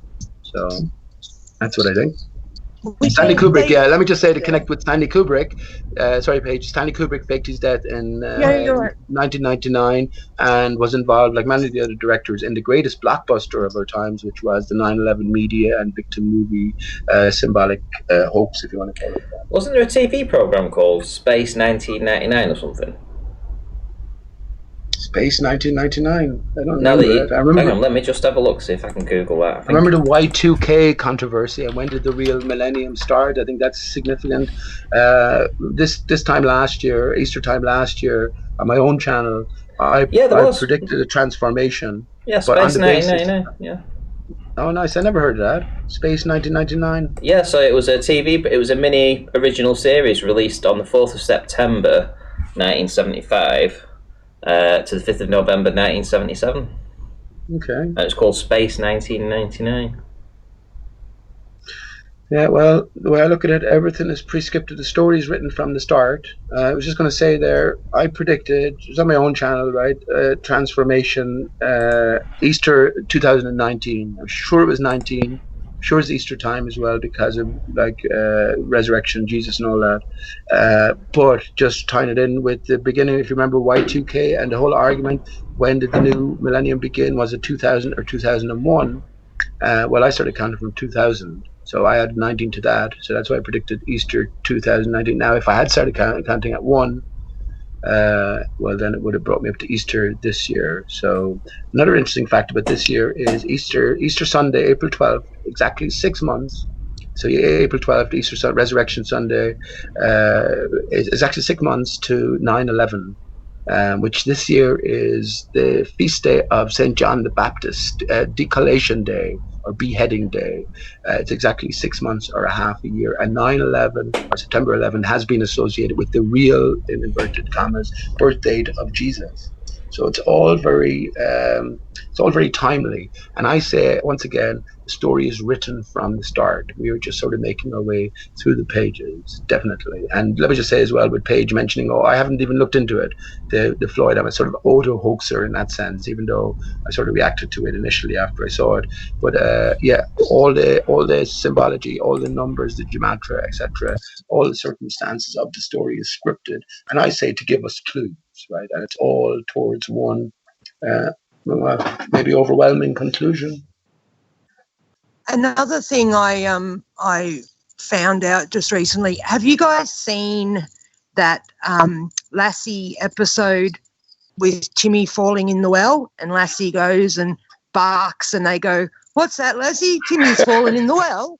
And they just happen to know what a dog's saying when it barks. Have you seen that episode? I haven't seen it, but I've definitely heard the soundbite. Well, must have seen I it, watched the episode. I watched the episode called "The Well" last night, and now it's not Timmy who falls in the well. It's a grown man, and another grown man and Timmy give Lassie a note that she then runs home and gives to the owner. Timmy never fell in the well. Yeah, that makes more sense. That would probably likely true. And then, well, you have skits by The Simpsons taking the piss out of that, or it's just sort of been passed down. Yeah, like Lassie saying, "Yeah, I know he's in the well. I pushed him." How's like, Skippy doing these days, Paige? Physics thing. You know how they say things are doing one thing when you look at it. When you look away, it's doing something else. You look at it, it does something else. Like when you're not looking at someone and they pull a face at you, and then you quickly look at them and they stop pulling that face. Yeah, that's like what the world is doing to us all the time. Like when you're not actually looking at something, we don't even know if the world renders itself when you're not there. Do you know what I mean? Like, yeah. Outside of what you can actually see, is anything even being rendered? Like if God was a programmer, wouldn't you save the space and not render everything all at once? You'd just render what each person is physically experiencing. And, we don't even know what the fuck's going on. But they tell us they know everything. They tell us that science knows everything. And it's like, no, you don't. Well, they've extended and expanded the paradigm which they place themselves within purposefully to its almost fullest extent. And that, again, involves the spinning ball Earth. And as I accepted myself so many times, anything to do with a spinning ball Earth is fantasy. It's based on a premise that is impossible, right? So therefore, we can spot the fakery, throw it all out, and just keep pointing out to people the fakery of the matter, or we can understand that the lie is built on the truth. And because we live in a world of inversion, if we invert what's presented to us as the truth 180 degrees, we probably come closer to the actual truth. And ultimately, then again, it depends on where we think we find ourselves. If not on a spinning ball Earth, well, where are we? What is the nature of our reality? And what you just said there, Paige, about sort of reality rendering itself, I definitely had that feeling a few times, and only recently as well with a few people and just a few settings. Yeah. So it is amazing, but it gets back to the greater question then to our true natures. We've got a triggered glober in a triggered troll, I'll say. Nathan's poor wife. Right, so he says Jimmy didn't fall down the well in Lassie ever, Ranty. Do you fact check your guests? That's what I'm saying, that everybody says that's what happened, but it didn't happen that way. That's exactly what I said. Right, and I said I can understand why the story that you did look up, Paige, could have been misconstrued because The Simpsons and other sort of cartoons or other efforts were made to sort of reference that, and it ended up coming into common parlance as what's that? Timmy fell down the well. So yeah, I think the guy doesn't know what he's talking about there. We both agree with him. But coming to the greater question, and why I think all of this is sort of happening as well, our reality, or what we took for reality, is unraveling. right? And I think the farce and the whole illusory nature of our reality at this point is being revealed at an accelerated rate now, and especially amongst the younger people. What real reality entails, I think, in potential anyway, it's wondrous beyond measure. Have we the ability to bend reality around the spoon? Well, how far are you willing to explore that? The spoon isn't really there, Pete, remember? Right. Well, I've decided in my reality that the spoon is there, and bending everything else around it. But, these are the deeper questions. What are our true innate abilities within, if we are in a divided state? You'll like what this, happens Pete. when we reunify? You'll like this, Pete, because I know you'll get off on this. So in urbandictionary.com, Timmy fell down the well. So what it says in Urban Dictionary, a phase used to describe the dissatisfaction a woman begins to feel during intercourse with a man who is under-endowed. I'm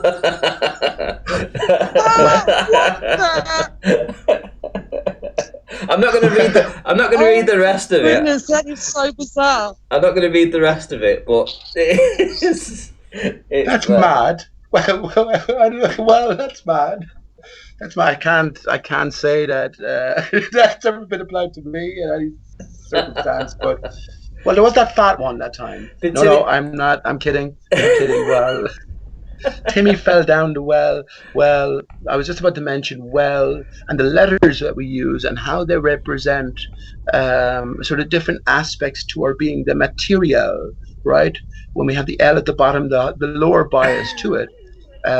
This is where the divide comes in. Our material base, our gut base, right? So you feel it right in your gut. And then we have the immaterial basis, which is in our head. We're in the world of possibilities, right? The world of thought, where everything meets is in the center, at the H, at the 8, the intersection of the 8 at the heart, right? So everything then is gauged in relation to that. And remember, with heliocentrism and evolutionary thinking, all we are is material beings. So the whole of our being is just pretty much one being functioning as maybe separate things, but within the one material only being. When you die, that's the end of you. But if that's not the case, there's something else going on, and it's only by getting to these sort of milestones, that we can reconsider everything. But being an excellent example, when you go downwards, the W is pointing doubly downwards, right? That's why the 666 is in relation to the devil, right? Which is because we're at the heart of the material in relation to the other aspects of us, or immaterial being, that is the lower aspect, right? So I think all of these things have to be sort of seen in a new light. And, I think simplify everything. That's what I always try to do in my own thinking, simplify everything, because the truth has to be available to all. It's just about developing the eyes to see. And let me just say on that topic, I mentioned it the last time as well, just talked about Rumpus, of course, denies that the clouds form in circular patterns. Pay attention yourself. Check it out yourself in your local sky. But there's repeating patterns in the clouds. And I mentioned it before, the teddy bear is there still, but slightly distorted, but there's a new pattern after appearing, which is the eye of providence. I know it sounds strange, but here we are in 2020, right? Perfect vision, and I know it's not quite perfect vision, but pareidolia. Let me just say as well, I definitely think that's why they're so close to pedophilia. Pareidolia, pedophilia, you dirty it up, because when you do see repeating patterns or patterns in the clouds, well, maybe they are there, and if they are there, well, why might they be there? Maybe they're for very specific reasons. And if there's an emanating source at the heart of everything, right, flat Earth core, FE core, well, then maybe that's all encompassing, and everything that we're experiencing is connected to sort of everything else. I think that's the ultimate journey.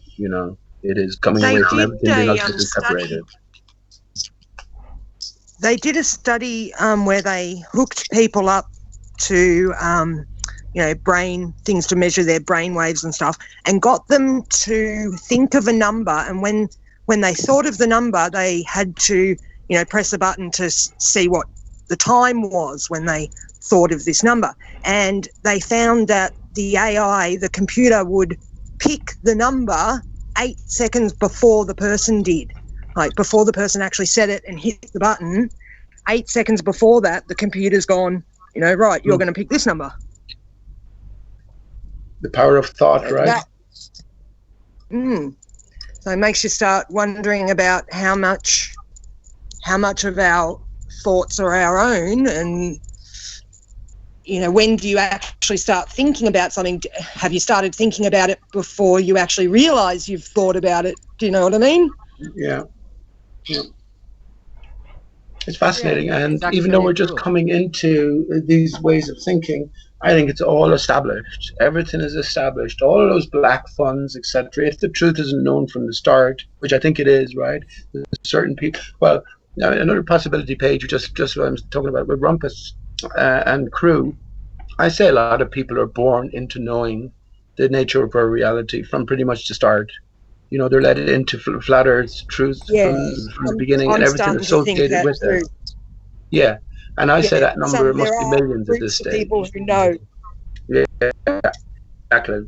And it has to be millions at this stage. So we're left with two possibilities. Either they're the sort of the dire enemy. I hear that thoughts about, where did I hear it the other day? About a descendant of Cain who slew Abel, making it onto the ark, right? And sort of surviving to propagate and have us Yeah, I descendants heard of Seth as lifelong enemies. It's a possibility. Or else, well, ultimately we're all in the same boat, and what was always sort of in the pipeline to be revealed, this is just following. Just a second, guys. I am going to do a shout out to my channel members, because as part of the monthly subscription to a membership channel, I did say I would shout everyone out, so here we go. So GPS is a shrimp, thank you very much. 787 Genks is a whale. Darwin shrimp. Mr. Baggy 67 is a shrimp. Sam Hain is the shark. Currently, we have Colin Dresser, who is a whale. Windrider is a fish. Del West Watson's a fish. Ali B's a whale, and Good Servant is a shrimp as well. So if you guys want to actually become a member and get some of the benefits that go along with that, click the membership. It's in the box below. Change your whole life and believe it. You can think about something without taking it all on board straight away. It shits me that people won't even, they're just, don't even want to think about that. It's like, why not? It's not going to hurt you to think about it. Well, I guess it's all about the nature of this arena. Obviously, this is new technology, and it's amazing. I guess we could all go on camera here and communicate almost instantly, exchanging ideas. Ultimately, it comes down to the individual, and for us to ask ourselves, what are we doing here? What are we hoping to achieve from this? And I think now more than ever, right, it is about the individual. So many confusing ideas, from the old to the young, but everyone has an opinion on what's going on. So, yeah, it's interesting, electric times in a sense. It really is. Let me just say regarding the Bible, I hold that we're still in Genesis. I hold that we're still in Genesis 1 page. We've just ventured into Genesis 2, into the world of division for experience. In the image of God created he man, male and female created he them. I say what's left out there or not translated properly in brackets is in one, right? Because God is indivisible, right? We are in a divided state. When we go forward and multiply, we actually go forward and divide. So that's my thoughts on the matter. Good point. If we're greater, if God is everything, then he would be male and female. We're greater than the Alpha and Omega. Yeah, well, we're greater than the material. And there's a different story been told. I know the Bible literalists. I've had much trouble with the Bible literalists over the years, and their insistence on they're just a retelling of the same story. And I always wondered, why are they so set on it, right, that they won't shift or budge from it. Well, I said that they're in play as well. They're actors upon the stage for the most part. I'm talking about people like M.G. Pillbox, Paula, Bible literalist, a lot of the others. If we notice, a lot of Nathan's panel is Bible literalist heavy, and they have a certain sort of script that they will adhere to in general. Certain terms like ether will be, frowned seriously, heavily upon because they're following the script, right? But That's my thoughts. That's my thoughts. That we are here after consenting to being in this divided state, male torn from female, self from self, and because it's only temporary, and because it mightn't even be real in a sense, and it can't be real in another sense, because we are greater than the material. Massive shout out to Darwin, who's upgraded his membership to a fish. Thank you very much, Darwin. Much appreciated there. And by the way, Professor Phil Bell, who says that this is disgusting, talking about the idea that the George Floyd may be a hoax. I never actually said that. The panelists believed that may be the case, and I said that sometime down the line we may get to talk about that, but not right now. And ultimately, guy, listen, I allow you to come on with your glober. Now that is a hoax. You guys with the globes, you come on and you pretend that the Earth's a globe. You don't bring any proof. That's the real hoax. Through Paige, we would have to, if we had eternity on our side, we would have to be every single thing at every single stage. So, for instance, I'd be myself now, but I'd also be myself if instead of let's say joining the hangout here tonight, I just stayed a little bit longer at my friend's house and a different sort of future Cleveland's way out, you know what I mean? So that's a scary thought. I accepted wholeheartedly back in my the more all the realities phase, together working at the same time. Even though it's scary as fuck, I accepted the sort of the briefness of my existence when I accepted wholeheartedly the Big Bang model and the evolutionary model, right? Now that I've come to the other extreme, which is accepting that I'm immortal or eternal, that's fucking much more scarier. Well, look at Shiva. Look at the heads around its neck. It's almost as if he's or she's collecting heads. So maybe they're all the heads of each incarnation they've been through, you know, and you grow and you learn and you become more, you know, I don't know, enlightened or whatever but, you know, maybe we were meant to help each other. Remember, we were meant to, you know, remember what our past lives were, you know, write it down or whatever, and they've stopped us doing that. So now we're born and we don't remember and we're never told what happened before. So it's hard to learn from anything because you don't know what happened. But now we were given potentially the ability to read it and to work it out. Look at the amount of information that is at our very fingertips. Let me just say Shiva. I haven't thought about Shiva. I should have. You know, something happened to me a good few years ago, and it was about 2013 at this stage. Some monumental. I won't go into it here, but it was something external, and it had to be a different power or force in play. But Shiva came immediately into my brain. And when I looked into Shiva is the destroyer of illusion, which made it started lighten my heart massively, because usually associated with Shiva is this sort of violent, androgynous being, you know, who's just purely revenge and purely sort of base in the gut. But yeah, to find that Shiva is the destroyer of illusion, absolutely delighted and happy that you reminded me again to consider Shiva a bit more. Funny enough, my own surname or my nickname is Shay, so it's close enough to Shiva. But yeah, the destroyer of illusion. And as all of these different events sort of unfold and reveal themselves as media fakery staged events, right? And our own sort of reckoning regarding our own existence is being shattered. Yeah, I think Shiva is in full play right about now. Yeah, so destroying illusion, I don't think is ever a bad thing. You know? No.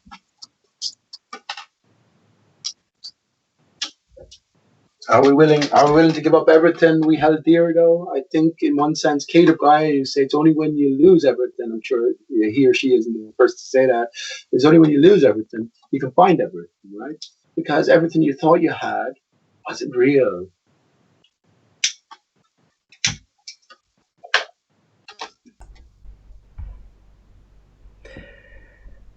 Hey, we've got Professor Phil Bell in the chat who isn't happy about, what you were saying about the old George issue before. So I said Well, to he him, reported you. Oh, didn't. I said to him, Gee, look, don't you just hate people having free speech, Phil? so I said we might get to talk about that in the future, but as for now, at the end of the day, I still allow the Globers to come on here as often as they like and make their presentations, and if anything's a hoax, then that's the hoax. But they don't bring any proof. Who knows down the line? There may be some proof to what you guys were talking about before, but we'll only know that in time, won't we? We just can't talk about it right now. That's the one thing. No. Well, for the individual out there, you can shorten that time by doing your own research into the possibilities. We don't have to talk about it here, but you can go to plenty of other places which will talk about it, and just plenty of other articles that will come up. You don't always have to use Google or what's the other big search engine? Whatever. Is there another streaming service that I can use? Is there another streaming service that I can use that perhaps if we wanted to get into this sort of stuff, rather than doing it on YouTube, we could do it on an uncensored site to do it from? Yeah, library. Who? Or Library. Library, LRBY. Yeah.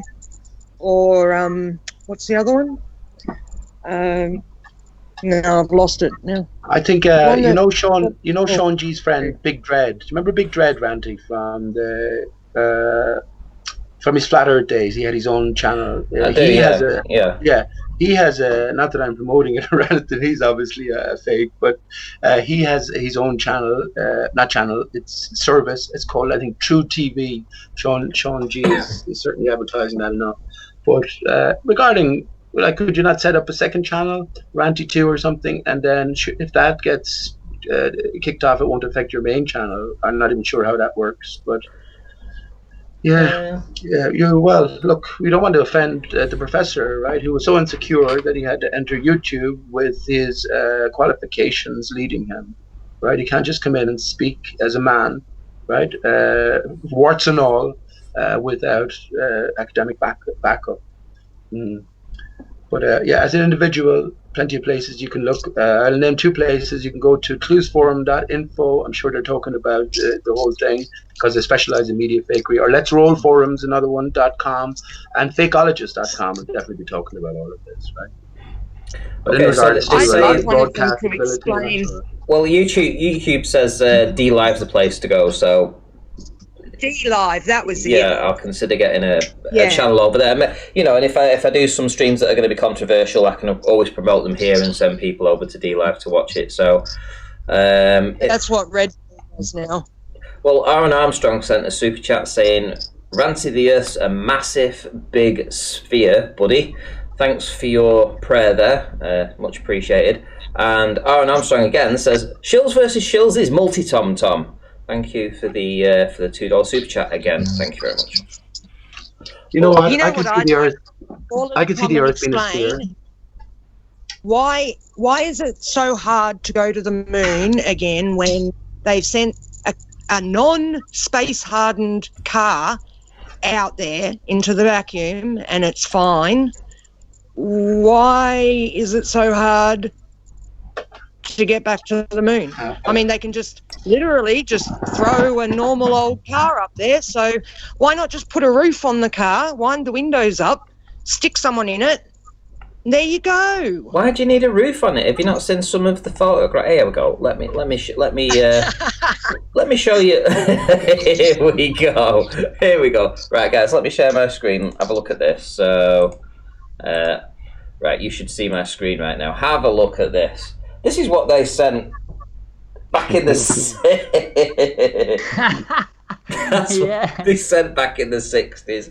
I mean, just look at the level of detail what here. What a master of engineering that thing is.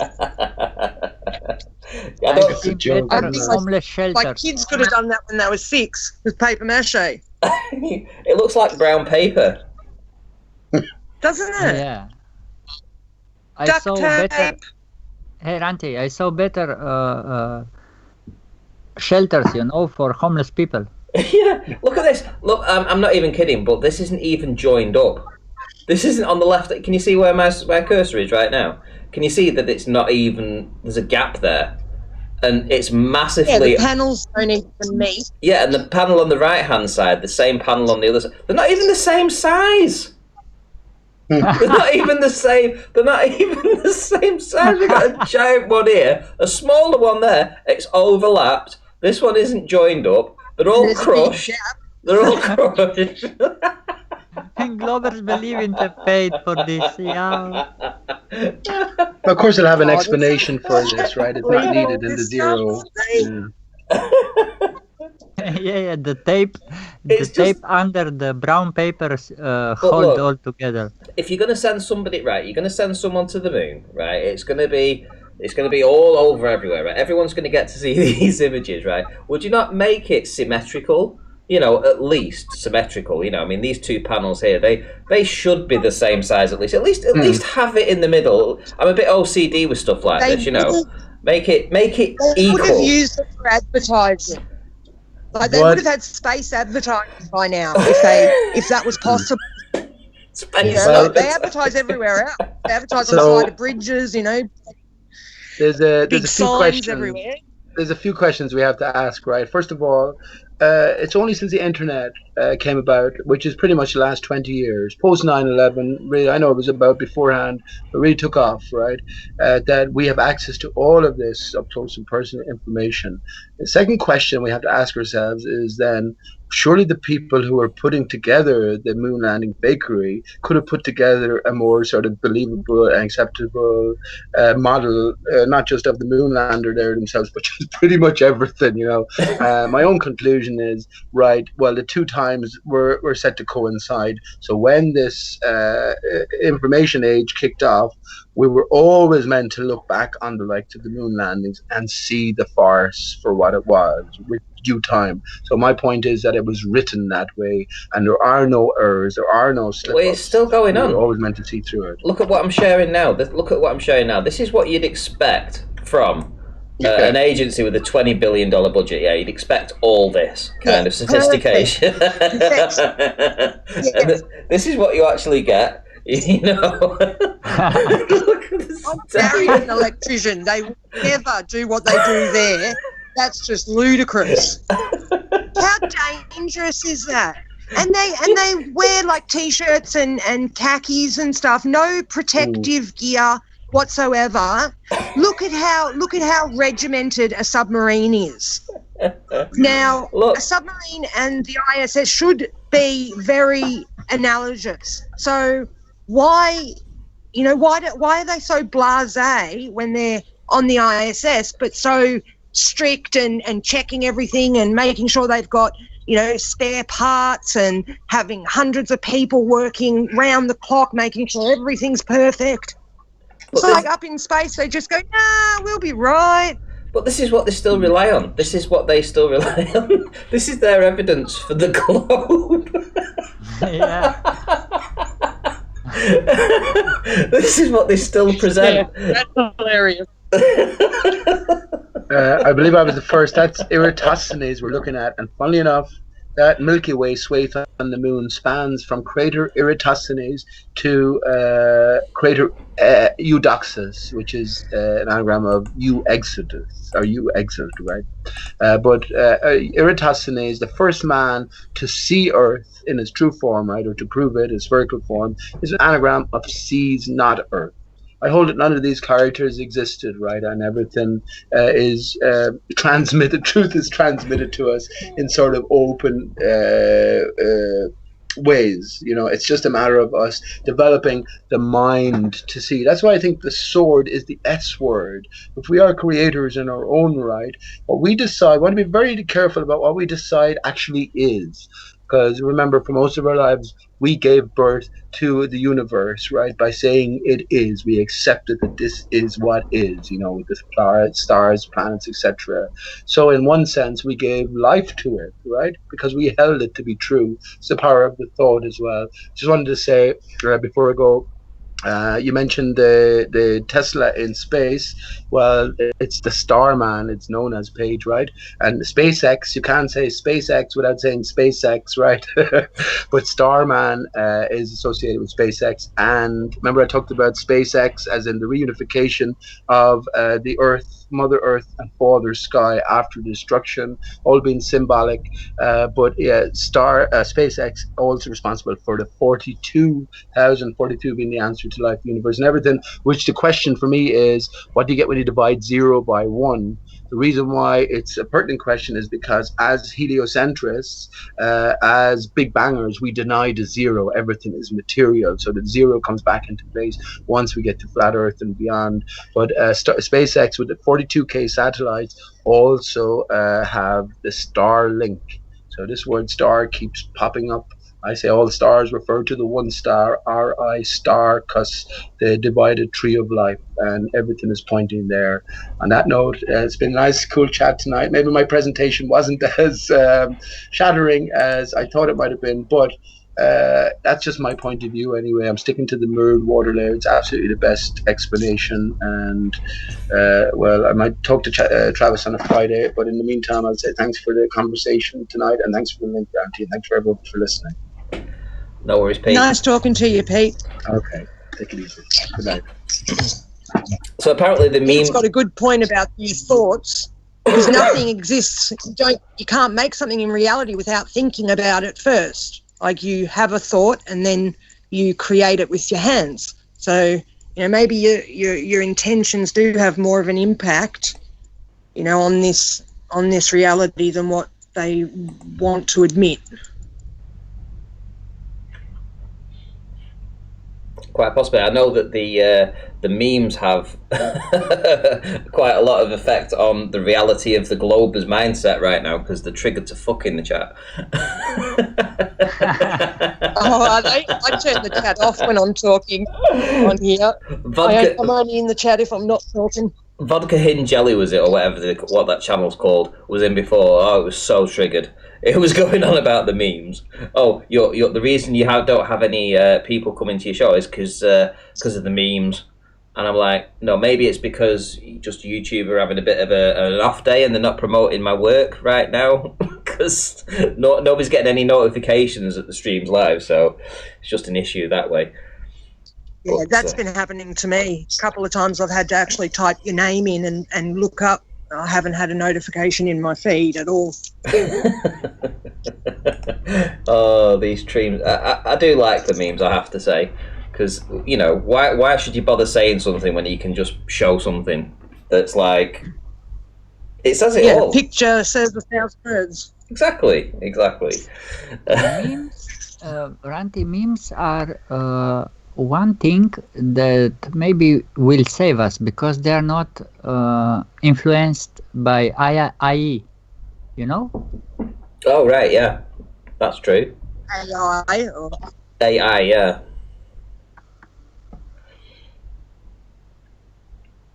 So you've been pretty quiet tonight. I couldn't talk with Peachy. It's impossible.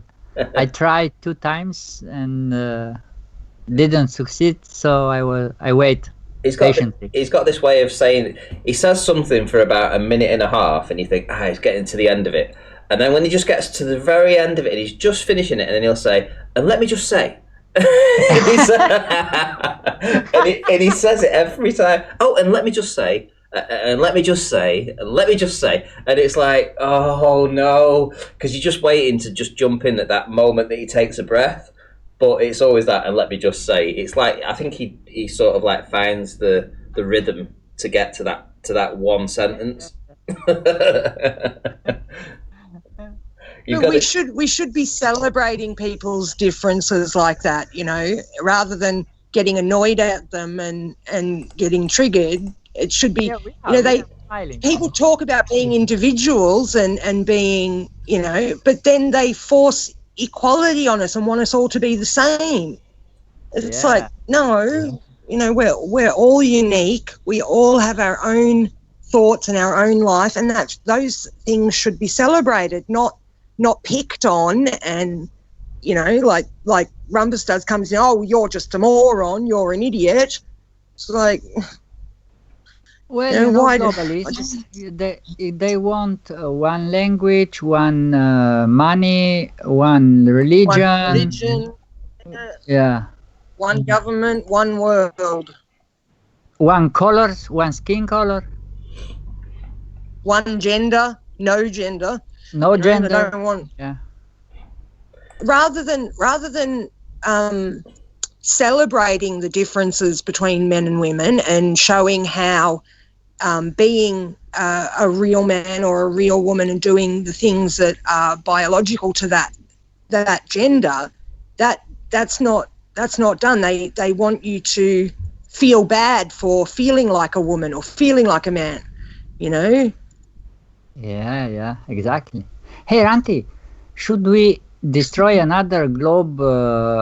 I heard sometimes they use for proof of gravitation. I think also the Rumpus Yes. Smash mentioned gravity one. again. Sorry, say again, Uh, Yossi. Do you still have a picture in Skype chat? Yeah, hang on, let me bring up the Skype. One sec.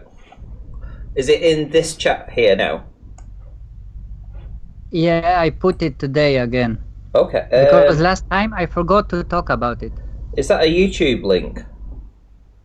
No, that is for later. Okay, Just a let's- picture. Let's see. Oh, right, okay. So, for presenting, right, okay. So, let me bring that over. Right, okay, so, there we go. Do you want me to share screen so that you can see that I'm sharing it, or? Oh, it's okay if you tell me Yes, the please. picture. Right, hold on. Let me start sharing the screen, and I'll bring it up. There we go. There we go. Okay, so this is the cylinder seal from Sumerians. The culture existed from 4,500 before Christ and disappear around 2000 before Christ. And they knew we have 10 lights in the sky. And globe heads, they calculated where the Neptune is. So they are just 6,000 years late. What do you think about this? What do you think about that, Globeheads? Yeah. Yes, I think they knew a lot more back then than what we even know now about Yeah, our universe. exactly. Yep. Shout out to Sam Hain in the chat who's given a super chat, $6.66, who says, Master, consider a happy Halloween / Sam Hain meme.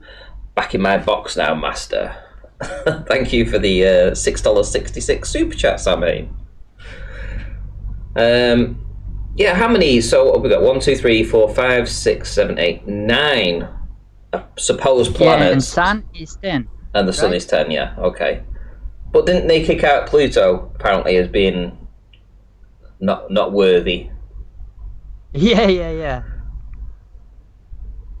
But Neptune, they calculated, they look and they see something was missing, but they calculated up before, because of the gravity, there must be there an object with this and this size. Well done, Globers. You just need to look at the cylinder seal from 4,500 before Christ. So, really hard thing to discover something already known. I think all the globe were doing was reverse engineering. Like curvature is there where our eyes have the limits to see, and they are, because of this, they are facts now. Yeah, but they are now fact because we have P900, P1000, and so on, and we can see much more.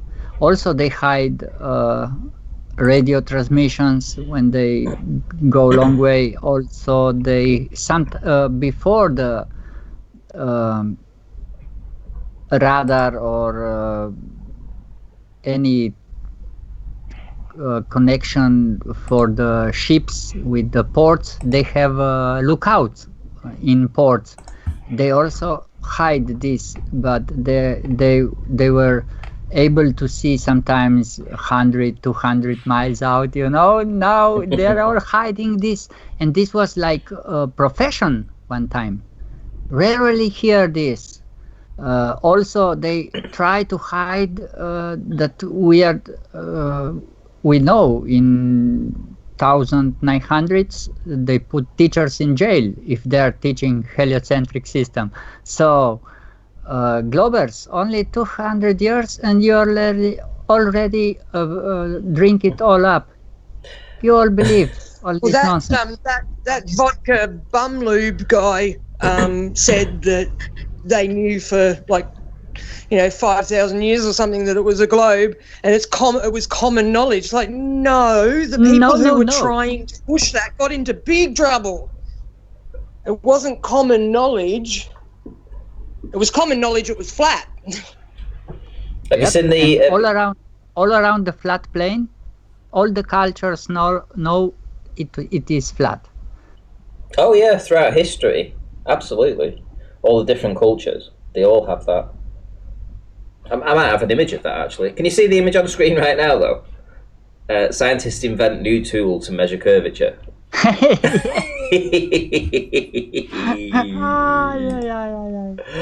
Look at this though. Here we go. Hang on, wait on. Photos. There we go. So we got Mayan. We got the Mayan with the flat plane and the dome. We got the Norse, the Hindu, the Inca, the Navajo, Arabic, Hebrew, Egyptian, and Masonic. And there's more as well. There's actually more than this. You can add Aboriginal to that too, Ranty. The Australian Aboriginals have a flat domed picture as well. Oh yeah. There's lots and lots and lots. I'd need to. There's actually one of these where there's probably around about 20 different cultures, I think, that has the same sort of thing as this. But yeah, I mean, throughout history, we're the only one that's promoted the globe. We're the only civilization that's promoted the globe. From 1900. Yeah, ever.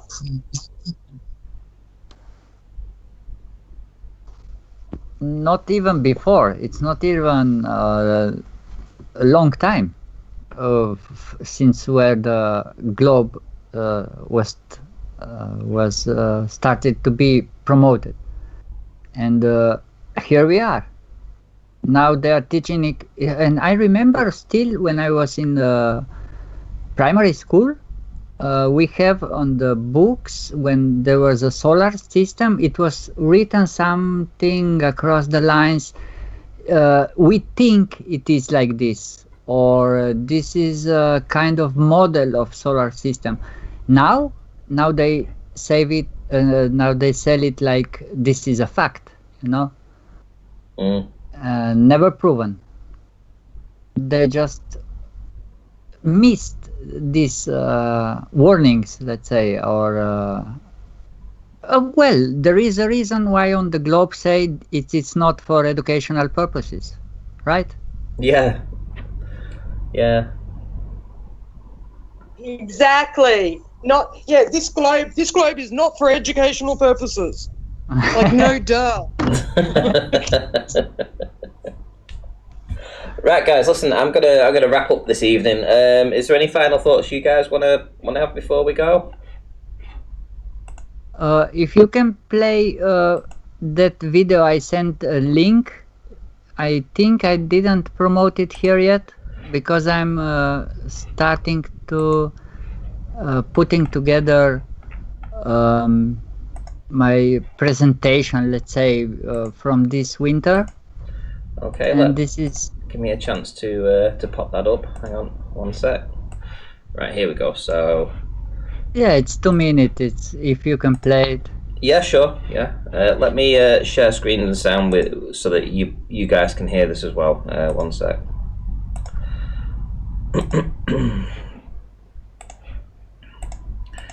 Right, there we go. So you should be able to get the sound through now. So here we go. Let's play it again.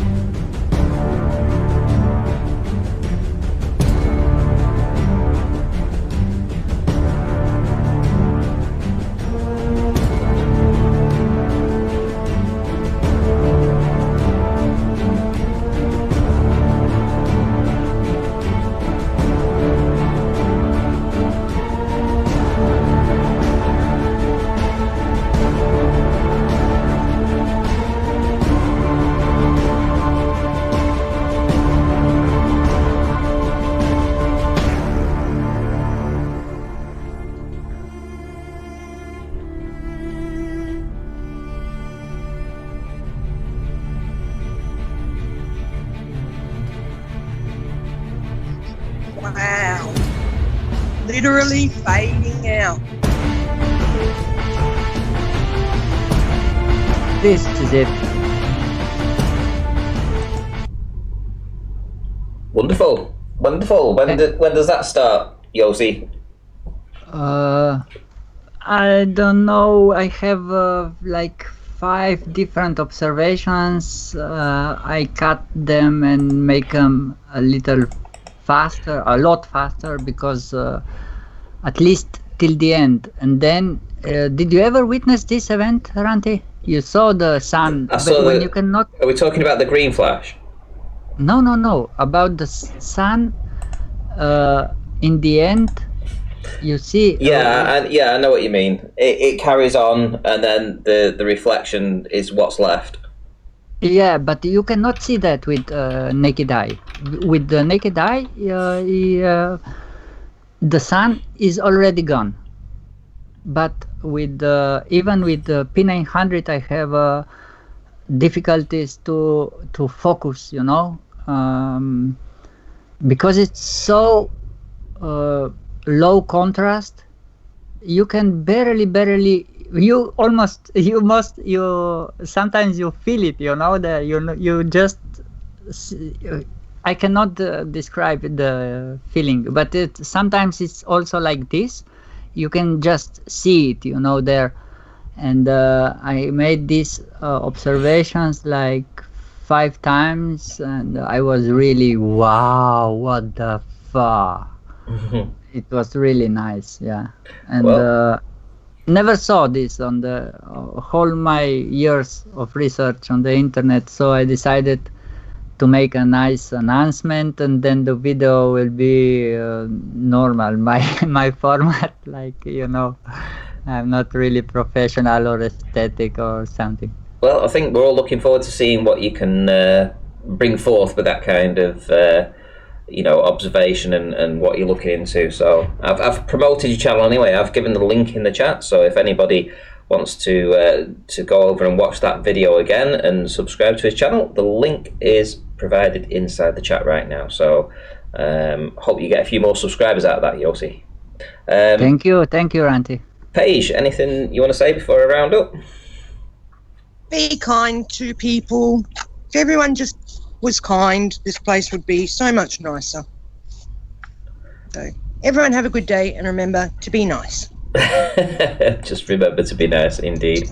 Right, okay, so yeah, I guess that's it tonight. So thank you for Peach A stopping by. We also had the Rumpus, who stopped in for a moment. I don't think anybody else joined and left, did they? That was it. I've not missed anybody. Oh, the Plain Truth, Travis, of course. Travis was here as well. Thank you all for stopping by. Everybody that supported the show with the super chats, much appreciated as well. I guess I'll do another show this week, and I'll see you all in the next one, guys. Take care.